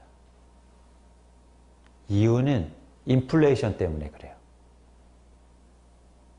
예를 들어서 어떤 생산 제품들, 대표적으로 지금 주식시장에서 우리나라 주식시장에서 쌍용량이라는 회사가 배당 수익률이 거의 8%, 9% 나와요. 요즘 금리가 2%인데 8% 주면 대박 아니에요? 그래서 배당주라고 사람들이 막 사야 된대요. 근데 이 회사는 시멘트를 생산하잖아요. 시멘트가 소비재입니까? 아니죠. 소비재가 아닌 제품을 생산하는 회사는요, 그 가격이 떨어질 수가 있어요. 그죠? 시멘트를 건설회사가 많이 안 쓰면. 근데 소비재는요, 가격이 절대 빠지지 않습니다. 장기적으로. 여러분 보세요. 라면 가격이 빠졌어요. 여러분 쓰시는 연필 가격이 빠졌어요. 뭐 짜장면 가격이 빠졌어요. 소비재는 코카콜라가 빠졌어요. 소비재는 계속 올라요. 왜? 인플레이션 때문에 그런 현상이 벌어져요. 물가가 계속 오른단 말이에요. 그게 자본주의의 숙명과 같은 일입니다. 그래서 배당주를 투자하실 때는 소비재 기업을 투자하셔요. 그래서 장기적으로 계속 배당을 증가시킨 가장 유명한 글로벌 기업이 뭘 것 같으세요? 코카콜라입니다. 계속 가격이 올라가니까. 그러니까 배당도 계속 증가할 수 있는 거예요. 그래서 여러분 여유자금이 가실 때는 소비재 기업의 배당주들을 한번 관심 있게 보실 필요가 있어 보입니다. 시대를 움직이는 주식을 사셔야 돼요. 계속 바뀌고 반복해야 되죠. 이게 2000년도에 우리나라 시가총액의 순위입니다. 1위가 어딘지 아세요? KT였어요. 4위가 한국전력, 5위가 LG텔레콤, 6위가 포스코. 20년이 지난 지금 남아있는 회사는 삼성전자가 유일합니다. 다 바뀌었어요. 변화. 지금은 반도체와 2차전지, 배터리, 그리고 인터넷 이런 시대가 왔습니다. 근데 20년, 10년 후에 다시 또 이게 계속 유지될 수 있을까요? 현재 이런 기업들에 관심을 갖는 건 맞는데 이게 지속될 가능성이 굉장히 현저하게 낮다. 그래서 이런 변화에 대해서 시대를 움직이는 산업이 현재가 뭔지 그리고 미래가 뭐가 될지 이런 고민들도 한번 해보셨으면 좋겠습니다. 그 응답하라 1988이라는 드라마에서 아들이 바둑을 잘 둬서 상금을 5천만 원을 탑니다. 동네 주민들이 상의를 하죠. 자, 5천만 원 뭐 할 건가? 은행에 다니시는 분이 은행에 넣어놔 안전하잖아. 근데 충격적이게 금리가 15%예요. 충격적이죠. 1년에 15%를 줍니다. 1억을 주면 1,500만 원을 주겠다는 거예요. 그런데도 여기서는 무슨 은행에 넣어 일산에 땅을 사 아니면 강남에 음마아파트를 사 이렇게 이제 논쟁을 벌입니다. 사실 이때는요 선택의 고민을 그렇게 많이 할 필요는 없었어요. 결과론적으로 크게 차이가 안 납니다. 은행에 넣어도요 복리로 했으면 매년 15%씩 줬다고 가정하면 별 차이가 안 나요. 근데 지금은 불과 27년 전이지만 완전히 다른 세상이 왔어요. 은행에 넣어놓느냐, 음마아파트를 사느냐, 삼성전자를 사느냐, 땅을 사느냐에 따라서 여러분 나중에 10년, 20년 후다 완전히 달라질 겁니다. 왜? 우리는 저금리 시대에 살고 있기 때문에. 저금리라는 건 뭐냐면 엄청난 노력을 요구하는 시대예요. 투자의 노력. 그 투자에 대한 고민을 안 하신다면 그 현격한 차이가 난다는 거죠. 투자에 대해서 본질에 대해서 고민하고 여러분 투자에 대해서 진정으로 한번 대하실 필요가 있습니다. 그럼 투자는 뭐냐? 삼성전자와 강남아파트 둘 중에 뭘 선택할 것이냐? 여기에서 되게 중요한 기준이 있습니다. 이거 한번 보세요. 자, 곡식을 저장하는 방법은 두 가지가 있습니다. 하나는요, 곡간에 채워넣는 거예요. 그죠? 왼쪽에 나타나는 게 곡간이에요. 사람들이 곡식이 생기면 다 곡간에다 채워놨습니다. 근데 어떤 사람이 이제 이런 생각을 했어요. 곡간에 왜 채워놔? 똑같은데? 왜 이런 생각을 가졌냐면 이 사람이요, 갑자기 곡간에 불이 난 거예요. 다 잃어버렸어. 나 이제 곡간에 안 넣을래. 그래서 이 사람은 이제는 남는 식량을 돼지를 키우기 시작했습니다. 여러분, 돼지가요, 1년에 새끼를 몇 마리 낳는 줄 아세요? 20마리를 낳습니다. 충격적이죠. 새끼를 낳잖아요. 10일, 열흘 만에요. 몸무게가 2배로 증가해요. 돼지요. 여러분들이 곡식이 이제 생길 건데 그게 작든 많든 곡간에 넣어두실 거예요? 돼지를 키우실 거예요? 돼지 키워야죠. 돼지의 관점에서 삼성전자가 돼지가 될 건가? 강남아파트가 돼지가 될 건가? 주식이 돼지가 될 건가? 부동산이 돼지가 될 건가? 진지하게 고민하셔야 된다는 겁니다. 유발의 사피엔스라는 책을 보면 이런 구절이 나옵니다. 부자는 자산과 투자물을 극히 조심스럽게 관리하는 데 반해 그만큼 잘 살지 못하는 사람들은 빚을 내서 정말로 필요하지도 않은 자동차와 TV를 산다. 자본주의 윤리와 소비지상주의 윤리는 동전의 양면이다. 이 동전에는 두 계율이 새겨져 있다. 한쪽에는 투자하라. 한쪽에는 구매하고 소비하라. 여러분들은 어느 쪽입니까? 지금 당장 멋있게 보이려고 새 집에 살고 당장 남한테 자랑하려고 좋은 차를 사고 전 충격적인 게 올해 제네시스가 엄청 많이 팔렸어요. 왜요? 왜 이러는 겁니까? 왜 구매하고 왜 소비하는 거예요? 투자해야죠. 사람들은 자기들 투자하면서 계속 너 있는 돈 써 이렇게 우리들을 계속 유혹하고 있단 말이에요.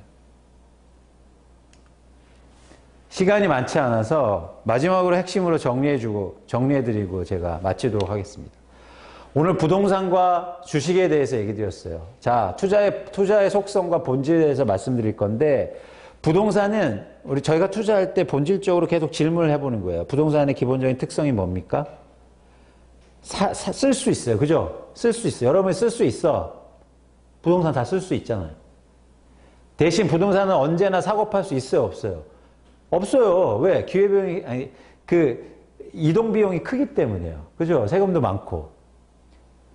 쓸 수 있고 언제나 사고 팔 수 없기 때문에 부동산 투자는 어떻게 해야 되냐면 최대한 빚을 많이 일으켜야 돼요. 살 때. 레버리지.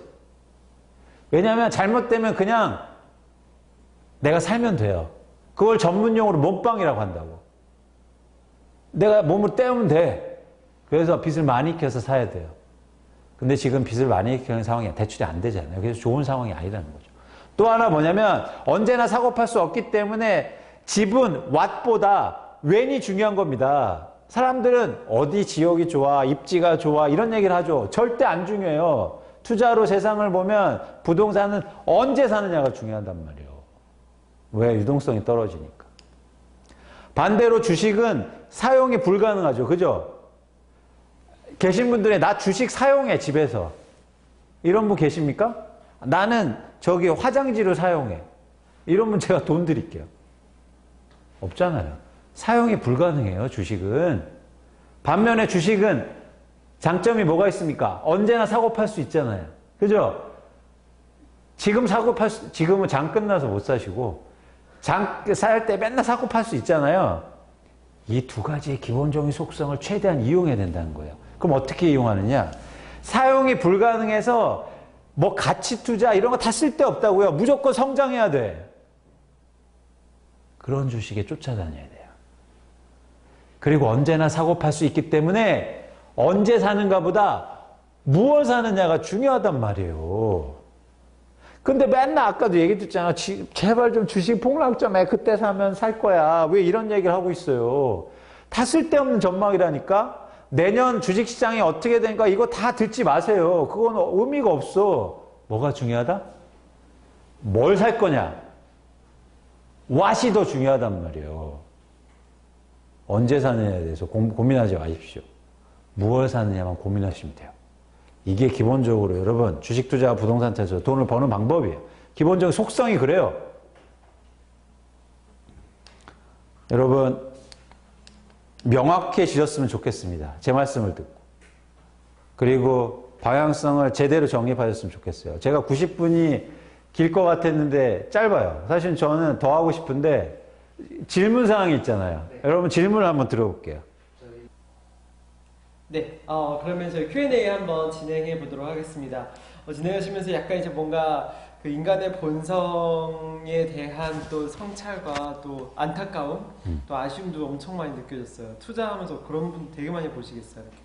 많이 보죠. 네. 좀 안타깝죠. 왜냐면 그러면서 그러니까 이게 그냥 뭐 잘못했어, 인간관계 망했어라고 끝나지 않고 이게 돈하고 연결되니까 더 충격이 큰 거죠. 네. 그래서 그렇게 심리를 쫓아다니고 남들하고 같이 쏠려다니면 이제 피해가 크니까 그래서 좀 안타까운 경우를 많이 보죠. 네. 그럼 실제로 그거를 이제 그 선생님의 투자에 적용해서 잘 되었던 사례 뭐 이런 것도 있었나요? 그거는 말씀드리기가 좀 그런 게 이렇게 말씀드리면 막 이게 이야기가 돌더라고요. 그래서 근데 이제 한번 얘기를 드리자면 네.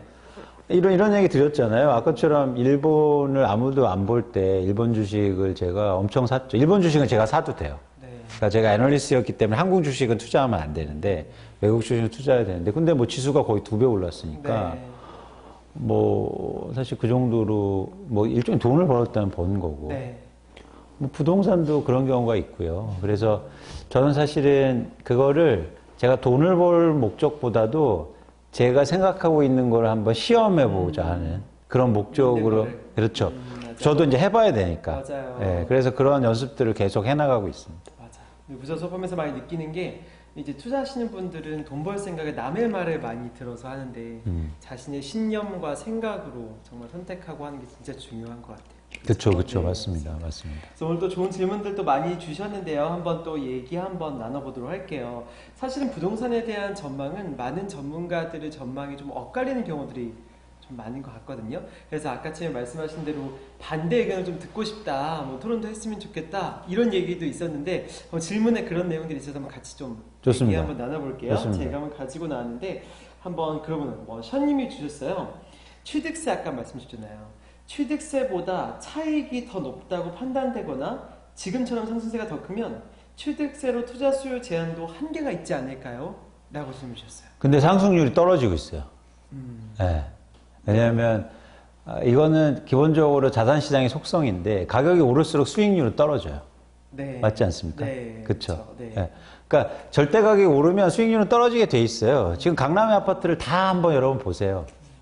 예를 들어서 강남 아파트가 10억에서 20억으로 올랐는데 수익률이 떨어지고 있단 말이에요. 근데 취득세는 8% 고정돼 있잖아요. 그죠? 네. 그러니까 사실 영향이 훨씬 더 큰 거죠. 그러니까 이 취득세 영향이 굉장히 클 수 있다. 그리고 이건 명확하게 숫자로 나오기 때문에 그래서 요즘에 잘 보시면 압구정 아파트가 아파트 가격이 빠지고 있어요. 예, 절대 가격이 오르니까 더 이상 못 오르고 빠지는 거예요. 이건 뭐 팩트니까 여러분 뭐 보시면 될 것 같고. 네. 그래서 그런 관점에서는 자산시장의 기본적으로 속성이 절대 가격이 오르면 수익률이 떨어진다. 근데 거기에서 비용을 지불해야 되니까 네. 사실은 여기서 투자 목적의 수요가 증가하기는 굉장히 어려운 상황이죠. 비교할 테니까, 그죠? 그렇죠. 투자 수요 자체가. 네. 네. 그러니까 내가 돈을 많이 내야 되는데 벌 수 있는 가능성이 있잖아요. 그 비율이 점점 떨어지잖아요. 네. 그죠? 그렇죠. 네. 그런데 이제 강남의 아파트는 투자 수요는 아니지 않나요? 저희 투자 수요들은 오히려 막 외곽이나 이런 데하고 강남은 오히려 강남의 부자들이나 취득세의 그 제한 조건이 크지 않은 분들이 많이 있잖아요. 그렇지 않습니다. 그렇잖아요. 강남이요. 그게 제일 많아요. 그러니까 뭐냐면, 내 집에 살지 않는 사람들이 더 많아요. 그래요? 네. 그건 뭐냐면, 강남에 집을 갖고 있는 사람 다 투자 목적으로 집을 사갔다는 거예요. 절대 제 비율로 봤을 때. 예. 그러니까 왜 그러면, 예를 들어서 강북구에 100채가 있으면, 100채 중에서 내 집에 사는 사람들이 80명이에요. 네. 근데 강남은 내 집에 사는 사람들이 50명밖에 없다니까요. 그래요. 나머지는 다 투자 목적으로 누군가 사놓은 거를 전세, 월세 살고 있단 말이야. 그 이유는 뭐냐면 강남이 투자하기 제일 좋은 시장이기 때문입니다. 그렇죠. 그래서 가격의 변동폭이 큰 거예요. 가격이 아까 말씀드렸죠. 가격이 옛날에 제일 많이 빠졌다고. 네. 그렇죠. 예, 그러니까 실수요가 많으면 가격이 몇 빠집니까? 투자하는 사람들이 많으니까 가격이 많이 빠지고 투자하는 사람이 많으니까 가격이 더 많이 오른 거예요. 그러면 강남 불패에도 이제 있을 수도 있다. 아니 그건 이제 보여드렸죠 제가. 예전에도 그런 건 없었고 네. 이미 깨지고 있다. 그것도 편견이었네요. 이렇게 그런 말만 너무 많이 들어가지고 강남이 떨어진다는 건 사실은 전혀 오늘 처음 알았거든요. 편견이라고 저는 과격하게는 사기죠. 그렇군요. 예. 오히려. 그런 사기를 칩니까? 어. 예, 예. 오늘 제가 딱 조사해 보니까 강남의 한양 8단지, 압구정동의 한양 8단지가 최근에 제가 갑자기 생각했는데 4달, 5달 사이에 2억이 빠졌어요. 네. 왜 불펜도 왜 빠집니까? 네. 그러면 이제 그 다른 채널에서 얘기하신 거 들었는데 내년 6월쯤에 이제 집이 많이 나올 것이다. 그러면 그러한 맥락에서의 이런 강남 아파트나 이런 거는 매입하는 게 좋다라고 보시나요? 떨어지면 사야죠. 떨어지면. 근데 저희끼리 얘기하지만 좋을 수도 있어요. 왜냐면 전세 가격이 오르잖아요. 근데 가격이 빠지면 더 사기 쉽지 않습니까? 네, 그렇죠, 그렇죠. 그래서 살 수 있으면 사야죠. 네. 빠질 때 사는 거예요. 왜 오를 때 사요? 그렇죠. 너무 충격적이었어요. 사람들이 오를 때 산다라는 그 말. 고래령 보였잖아요. 네. 사람들은 오를 때만 산다니까요. 주식도 똑같고, 부동산 똑같고. 이게 왜냐면 심리에 움직이기 그렇죠. 때문이에요. 사람의 근본 본성이. 근데 저는 돈을 제발 버셨으면 좋겠다. 네. 이거를 사서. 돈 벌 생각으로 사셔야지, 뭐 강남 산다고 멋있게 보이려고 사시면 안 되고. 맞아요. 목적을 명확히 해서. 그렇죠. 좋습니다. 그러면 충분히 그런 변동성이 올 거고, 당장 이게 멀지 않았다. 6월부터 엄청나게 빠지겠다는 이제 시작이 되는 거죠. 근데 갑자기 6월이 될 수도 있고, 내년 말이 될 수도 있고, 어쨌든 물량은 계속 나올 수밖에 없는 상황이죠. 왜냐면 그만큼 강남에는 투자한 사람들이 막 득실득실 하는 거예요. 부산에 사는데도 다 강남에 집 갖고 이렇다니까요. 자기가 네. 살 집도 아닌데. 신기하네요. 좋습니다. 여기 오신 분도 혹시 질문 있으시면 이따가 또 해주시면 좋을 것 같습니다. 본인들이 또 고민들이 좀 많으시더라고요. 그래서 또 이제 이러한 계속 오를 거다라는 거에 또 근거인 것 같은데 그 유하님이 이 질문 주셨어요. 시장의 현금 유동성이 급증하고 있잖아요. 급증하면 이는 자산 가격으로 상승으로 당연히 이어지게 되니까 당연히 집도 자연스럽게 많이 오르지 않을까요? 전체 서울 집값은 뭐 그런 질문도 있는데 어떻게 생각하세요? 그건 지금까지 이야기예요. 그래서 아까 제가 말씀드렸죠. 코로나19 때문에 불행한 사람 누군가 했을 때 그 설명하는 그런 수단일 뿐이에요. 그냥 외향적인 사람이 불행할 거야. 이런 거예요. 물론 그럴 수 있죠. 그런데 저희는 미래에 투자하는 거잖아요. 미래에 투자할 때 가장 중요한 지점은 플로우입니다. 저량이 아니고요. 플로우. 네. 무슨 얘기냐면, 자, 유동성 얘기를 하셨는데, 자, 보세요. 금리가 5%여서 4%로 떨어졌어요. 그러면 부동산 무조건 사야 되죠. 왜? 더 떨어질 테니까. 이게 유량의 개념이에요. 미래를 예측하는 개념이고. 근데 자, 지금 0.5%잖아요. 우리나라 마이너스 금리 갈 수 있습니까? 절대 못 가요, 우리나라는. 그렇죠. 화폐 주권국이 아니기 때문에. 이제 다 왔어요. 더 못 내린단 말이에요. 이런 변화 관점에서 보면 이제 유동성은 더 증가하기 힘든 거예요. 돈이 증가해야 되죠. 증가했던 건 의미가 없단 말이에요. 자산시장에서 가격이 계속 오르는 거면 누군가 높은 가격에 계속 가격을 사줘야 돼요. 그죠? 그러면 돈의 양이 많아진 게 중요한 거, 많아져야 되잖아요. 이해하셨어요? 아니요, 잘 이해 안 가요. 다시. 네, 볼게요. 네. 아니, 네. 자, 그러면 이제 제 잘못인 겁니다. 네. 네. 자, 다시 이해해 드릴까요? 돈이 네. 여기 양이 예를 들어서 100조가 있어요. 네. 근데 이게 50조가, 100조가 증가했어요. 네. 그러면 이 상태가 유지되려면 2배가 증가했으니까 100조가 200조가 돼야 되죠. 네, 그렇죠. 그죠? 네. 근데 이제 100조가 계속 100조가 있어요. 이건 어떻게 되는 겁니까? 그건 유동성이 증가하는 게 아니죠. 그렇죠. 네. 자, 그러니까 뭐냐면 돈의 양이, 유량이 계속 증가하는 게 중요해요. 자산 가격이 상승하려면. 그래서 금리가 지금 낮은 게 중요한 게 아니고 낮아질 수 있느냐가 중요한 거예요. 그렇죠. 그래서 이 높은 가격에 누군가 계속 사줘야 되니까 그런 관점에서 이제 다 왔다는 거예요. 금리가 더 내려가기도 힘들고 돈의 양이 더 증가하기 힘들다는 거죠. 어떻게 더 증가합니까? 어떻게 해요? 한계가 온 거예요. 유량의 개념으로 여러분들이 생각하셔야 돼요. 저량이 아니라. 그러니까 어떤 상황을 판단하실 때 지금 상황이 중요한 게 아니라 이 상황이 계속 점증될 수 있는가, 변할 수 있는가, 계속 돈의 양이 증가가 중요한 거지 돈의 양이 지금 많은 게 중요한 건 아니라고요. 좀 이해가 하셨어요? 네.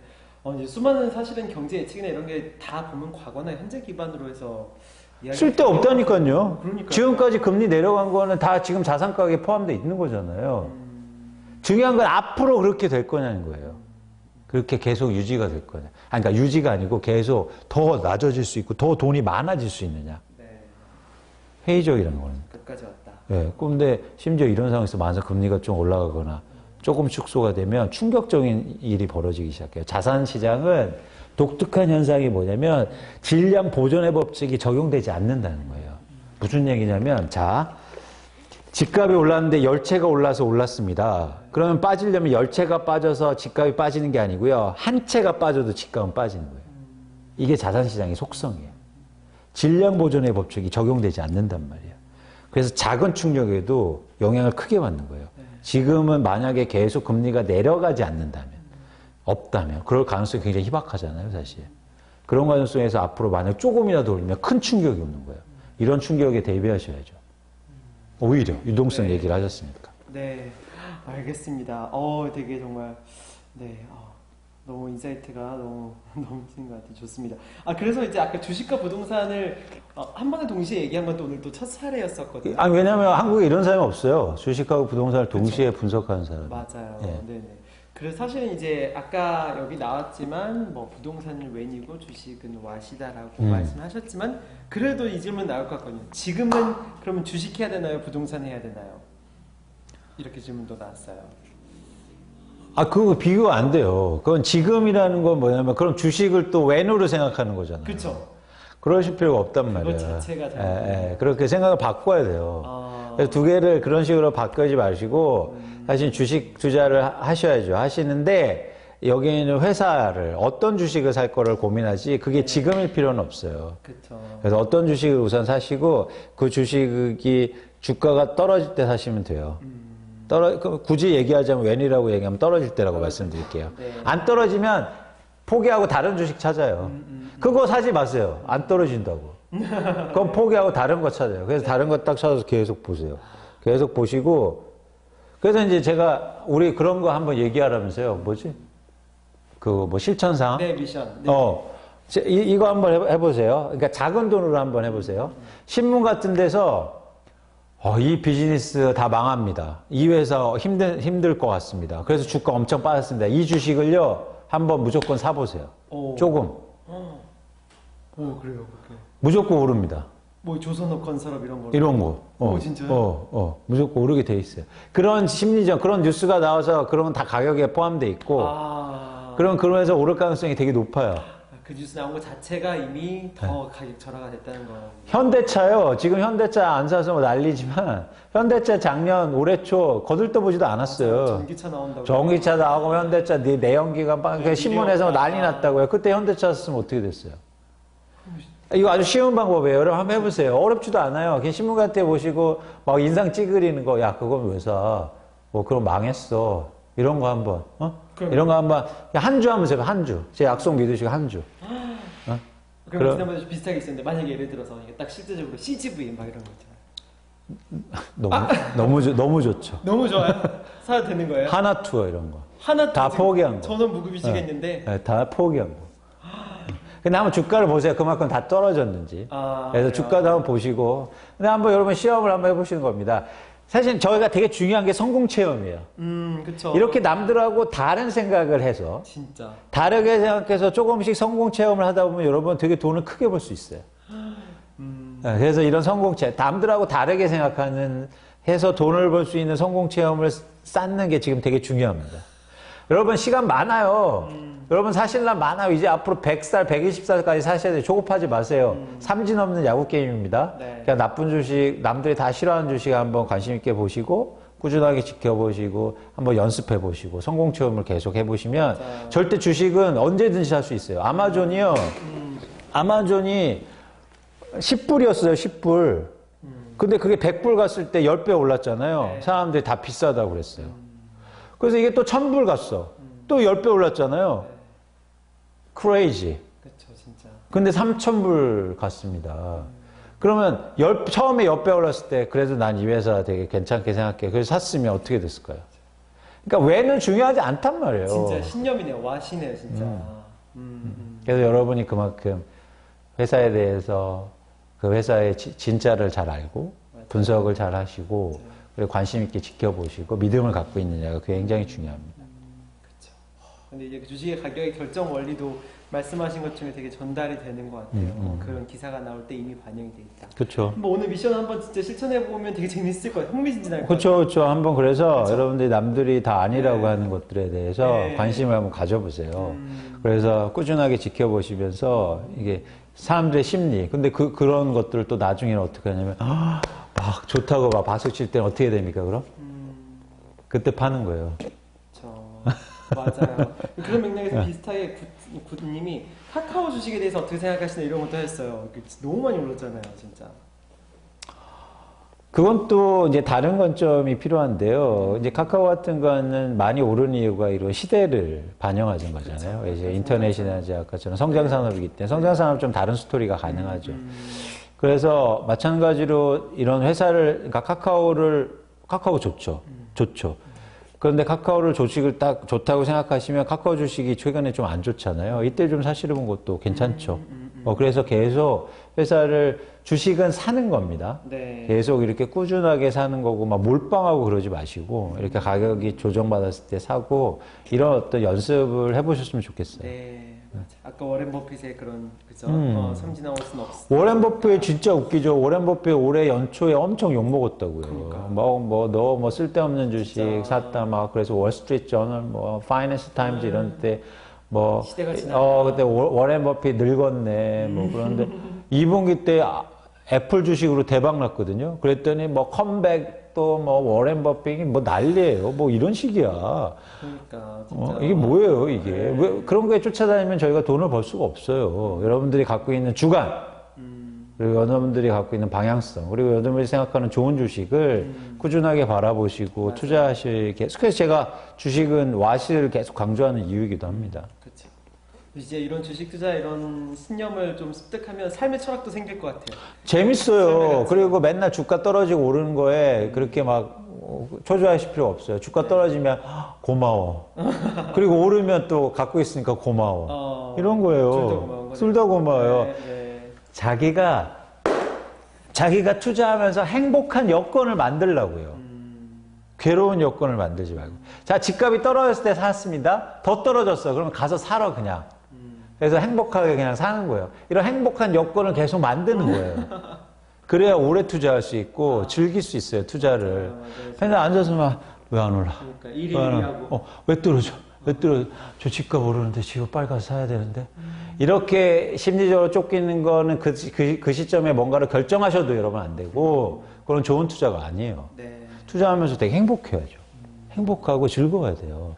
즐거울 수 있는 환경을 여러분 스스로 조성하란 말이에요.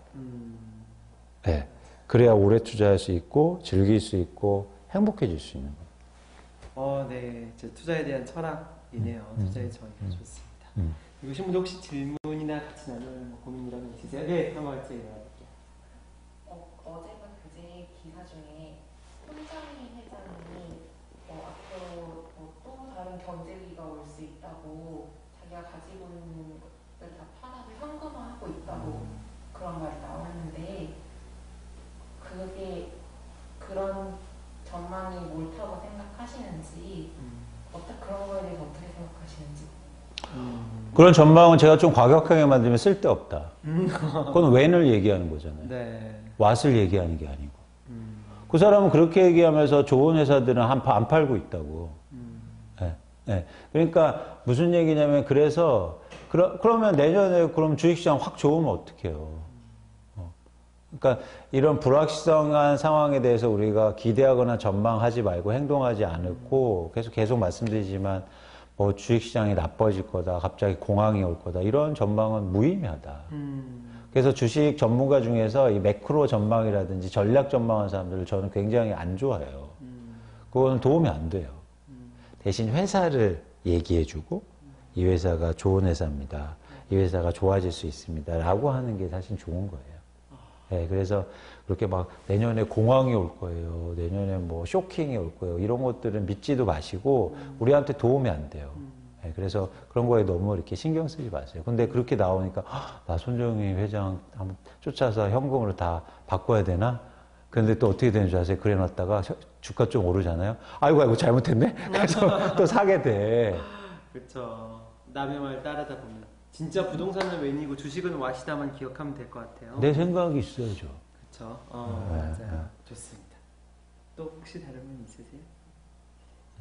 부동산 고민해 주식 고민하는 거 없으세요? 괜찮으세요? 네. 좋습니다. 그러면은 좀 다음 질문으로 부동산으로 다시 돌아오는 이야기이긴 한데 사실은 지금 말씀하신 노는 전망이나 이런 게 되게 정부의 정책에 기반을 한 거잖아요. 그래서 이와 비슷한 질문을 임채수님이 주셨는데 강사님 강의에 의하면 곧 매물이 나오고 공급 과잉으로 가격이 하락하는데 차후 다음 정부가 경기 부양 정책의 일환으로 세금 정책을 풀게 되면 어떻게 될 것이냐.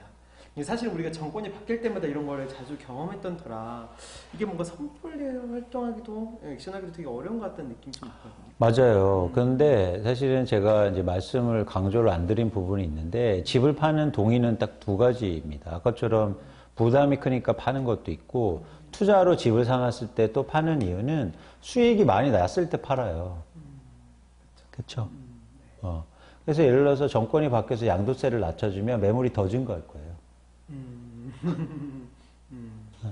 그래서 항상 집값이 수익이 났을 때는 항상 유의하셔야 되는 거예요. 특히 부동산 같은 경우는 매물이 굉장히 많이 나올 수 있다는 거죠. 그래서 근데 뭐 정권이 바뀌거나 이렇게 기대하는 것보다 자산 가격이 많이 올랐기 때문에 변동성이 커질 거다. 그리고 매물이 증가하는 건 사실은 그게 세금이 어떻게 되든 추세적인 현상일 가능성이 굉장히 높다는 겁니다. 네, 그렇죠. 네. 왜냐하면 투자 목적으로 집을 샀는데 돈을 많이 벌었어요. 그런데 정권이 바뀌어서 세금을 낮춰준대. 그럼 얼싸 좋다고 팔 거 아니에요. 반대로. 네. 그러니까 파는 건 정해져 있어요. 시점의 문제지. 그래서 이런 흐름은 제가 뭐 단언하고 얘기하는데 피할 수 없는 그런 상황입니다. 그리고 사실 더 크게 변동성이 클 수 있는 게 3기 신도시가 들어온단 말이에요. 네. 그게 뭐 거의 이게 40만 가구의 아파트가 지금 쏟아져 나는데 그렇게 되면 특히 수도권 같은 데는 리스크가 클 수 있어요. 근데 이제 이거 안타까운 거죠. 왜 안타깝냐면 최근에 전세 가격이 막 올랐단 말이에요. 그래서 전세 가격이 올라서 그러면 나 이제 도저히 못 참겠어 하고 집을 살려고 하니까 살 데가 없어요. 대출이 안 된단 말이에요. 근데 대출이 되는 데가 대표적으로 김포였어요. 그래서 김포 가서 샀어요. 근데 4억짜리 아파트를 8억에 샀어요. 안 파니까. 갑자기 사람들이 몰려오니까 집을 갖고 있는 사람들이 집을 확 걷어들였어요. 네. 그러니까 그럼 8억에 샀단 말이에요. 근데 제가 그분들한테 죄송한 말씀인데 지금 외곽이잖아요. 근데 그 주변에 향후로 3기 신도시가 쏟아져 나올 거예요. 그럼 어떻게 되는 겁니까? 그럼 공급이. 네. 그리고 오늘 또 김포가 규제 지역으로 포함됐어요. 네, 뭐 부산이랑. 네. 그러니까 여러분 우리가 오늘만 살지 말아야죠. 내일 살아야 될 거. 왜 우리 아저씨라는 영화 보면 원빈이 멋있게 얘기하잖아요. 너는 내일 살지 난 오늘만 살아. 그런데 투자에서는 그게 어처구니 없는 말이에요. 내일을 살아야지 왜 오늘을 살고 계십니까? 제발. 전세가가 올라가는 건요, 아프죠, 힘들죠. 그렇지만 그래도 그 돈은 지켜지는 거잖아요. 집값을 비싸게 살면 그거는 다 날아가는 겁니다. 그렇잖아요. 네. 다른 차원이라고요. 그래서 여러분들은 좀 재산을 잘 지켜야 돼요. 그래서 자꾸 뭐 워렌 버핏 소환하지만 워렌 버핏이 항상 강조하는 게 뭐예요? 제가 존경하지는 않아요, 워렌 버핏을. 근데 이게 그러니까 좋은 말들을 굉장히 많이 하는데 그 중에서 투자는 뭐냐면 돈을 벌려고 하는 게 아니고 잃지 않으려고 노력하는 거라고 하는 거예요. 그거예요, 그거. 잃지 않으려고 하면 돼요. 진짜. 예. 네. 그러면 언젠가 기회가 온단 말이에요. 근데 잃는 순간 꽝인 거예요. 그렇죠. 그래서 여러분 심리에 쫓기거나 그래서 막 부동산을 아무 때나 사고 그리고 주식을 아무 주식이나 사지 마시라는 거예요. 심리에 쫓겨서. 네. 그래서 잘 지켜야 됩니다. 지금은. 아까처럼 이제 지키지 못하면 저성장 시대에서 엄격하게 큰 차이가 발생하기 때문에 좀 더 유의하시고, 예, 그런 필요성이 있죠. 네, 알겠습니다. 오늘 정말 되게 근본적으로 엄청 뭔가 마음을 울리면서도 방향성을 딱 잡아주시고 명확한 원칙까지 되게 주신 것 같아요. 네. 그 시청자분들도 많이 그렇게 느꼈을 거라 생각하고요. 네, 네. 마지막으로 또 이제 해주고 싶은 조언이나 뭐 정리하는 말 한마디 있을까요? 네. 여러분 사실 직접 뵙고 이랬으면 좋았을 텐데요. 여러분이 몇 분이 보시는지 잘 모르겠습니다. 사실 저는요, 제가 일하는 목적이 있어요. 뭐냐면, 제 신조는 라이팅입니다. 그러니까 옳은 일을 하는 거예요. 제가 애널리스트로 옳은 일을 하는 건, 예를 들어서 돈 많은 사람들을 위해서 저는 노력하고 싶지는 않아요. 이렇게 사회적 약자 아니면은 중산층에 계시고 열심히 일하시는 분들을 위해서 투자에 대해서 잘 설명드려주고 싶고, 그분들을 안정적으로 이렇게 투자에 대해서도 쉽게 말해서 투자에서 돈을 좀 벌게 해드리고 싶은 게 저의 자그마한 소망입니다. 그래서 사실은 이런 제가 노력들을 하고 있는 거예요. 그래서 여러분들이 그런 좀 진정성을 좀 생각해 주시면 좋겠다는 생각이 들고요. 또 하나 뭐냐면 그러니까 제가 여러 가지 말씀을 굉장히 많이 드렸어요. 사실 투자에 대해서 굉장히 중요한 원칙들이 여러 가지 많죠. 근데 그 중에서 여러분들이 가장 중요한 거 한두 가지를 꼭 가져가셨으면 좋겠어요. 그래서 여러분들이 생각하시는 중요한 것들 생각하셔서 그거를 잘 실천하시고 그리고 너무 조급하게 생각하지 않으셨으면 좋겠습니다. 투자는 굉장히 즐거운 일이에요. 재밌고요. 여러분들은 그 재미를 같이 즐기셨으면 좋겠어요. 투자를 통해서 제가 아까 말씀드렸지만 괴롭고 힘들면 그건 투자가 아니에요. 투기죠. 투자를 통해서 매일 뭐 어디 추운 날 뭐 임장하러 다니고 이건 투기예요. 시장을 이렇게 바라보고 그리고 기나목에서 접근하고 그리고 즐겁게 투자하셨으면 여러분 좋겠습니다. 사실은요 돈을 번 사람 중에서 제가 굉장히 많이 볼 거 아니에요. 근데 사실 솔직히 말씀드리면 돈을 번 사람 중에서 대부분 사람들은 운이 좋았던 사람이 많아요. 운이 좋았던 사람이에요. 그래서 돈 번 사람들 말을 그렇게 많이 믿지 마세요. 운은 전달해 줄 수 없거든요. 그래서 나는 이렇게 돈 벌었어. 이렇게 돈 벌었어. 이런 얘기가 중요한 게 아닙니다. 집값이 올랐을 때 시중에서 가장 많이 팔리는 책이, 부동산 책이 뭐냐면 나는 집에 집 한 채도 없다가 집 16채 된 주인이 됐어요. 이 책이에요. 아니, 그러면 자기 집 없을 때 같이 사자고 책을 썼어야지. 왜 16채 다 사고 나서 책을 써? 맞아요. 이제 팔려고 쓰는 거예요. 나머지 받으라고. 운은 배울 수 없습니다. 운에 집착하지 마세요. 그래서 여러분 실력을 기울려고 이런 공부를 하시는 말씀이에요. 그러려면 실패해서 교훈을 받아야 돼요. 성공한 사람들 쫓아다니지 말고. 예, 이게 제가 진심으로 말씀드리고, 성공해서 배울 건 없어요. 장기적으로 긴 마라톤을 가기 위해서는 한 번 넘어져도 괜찮습니다.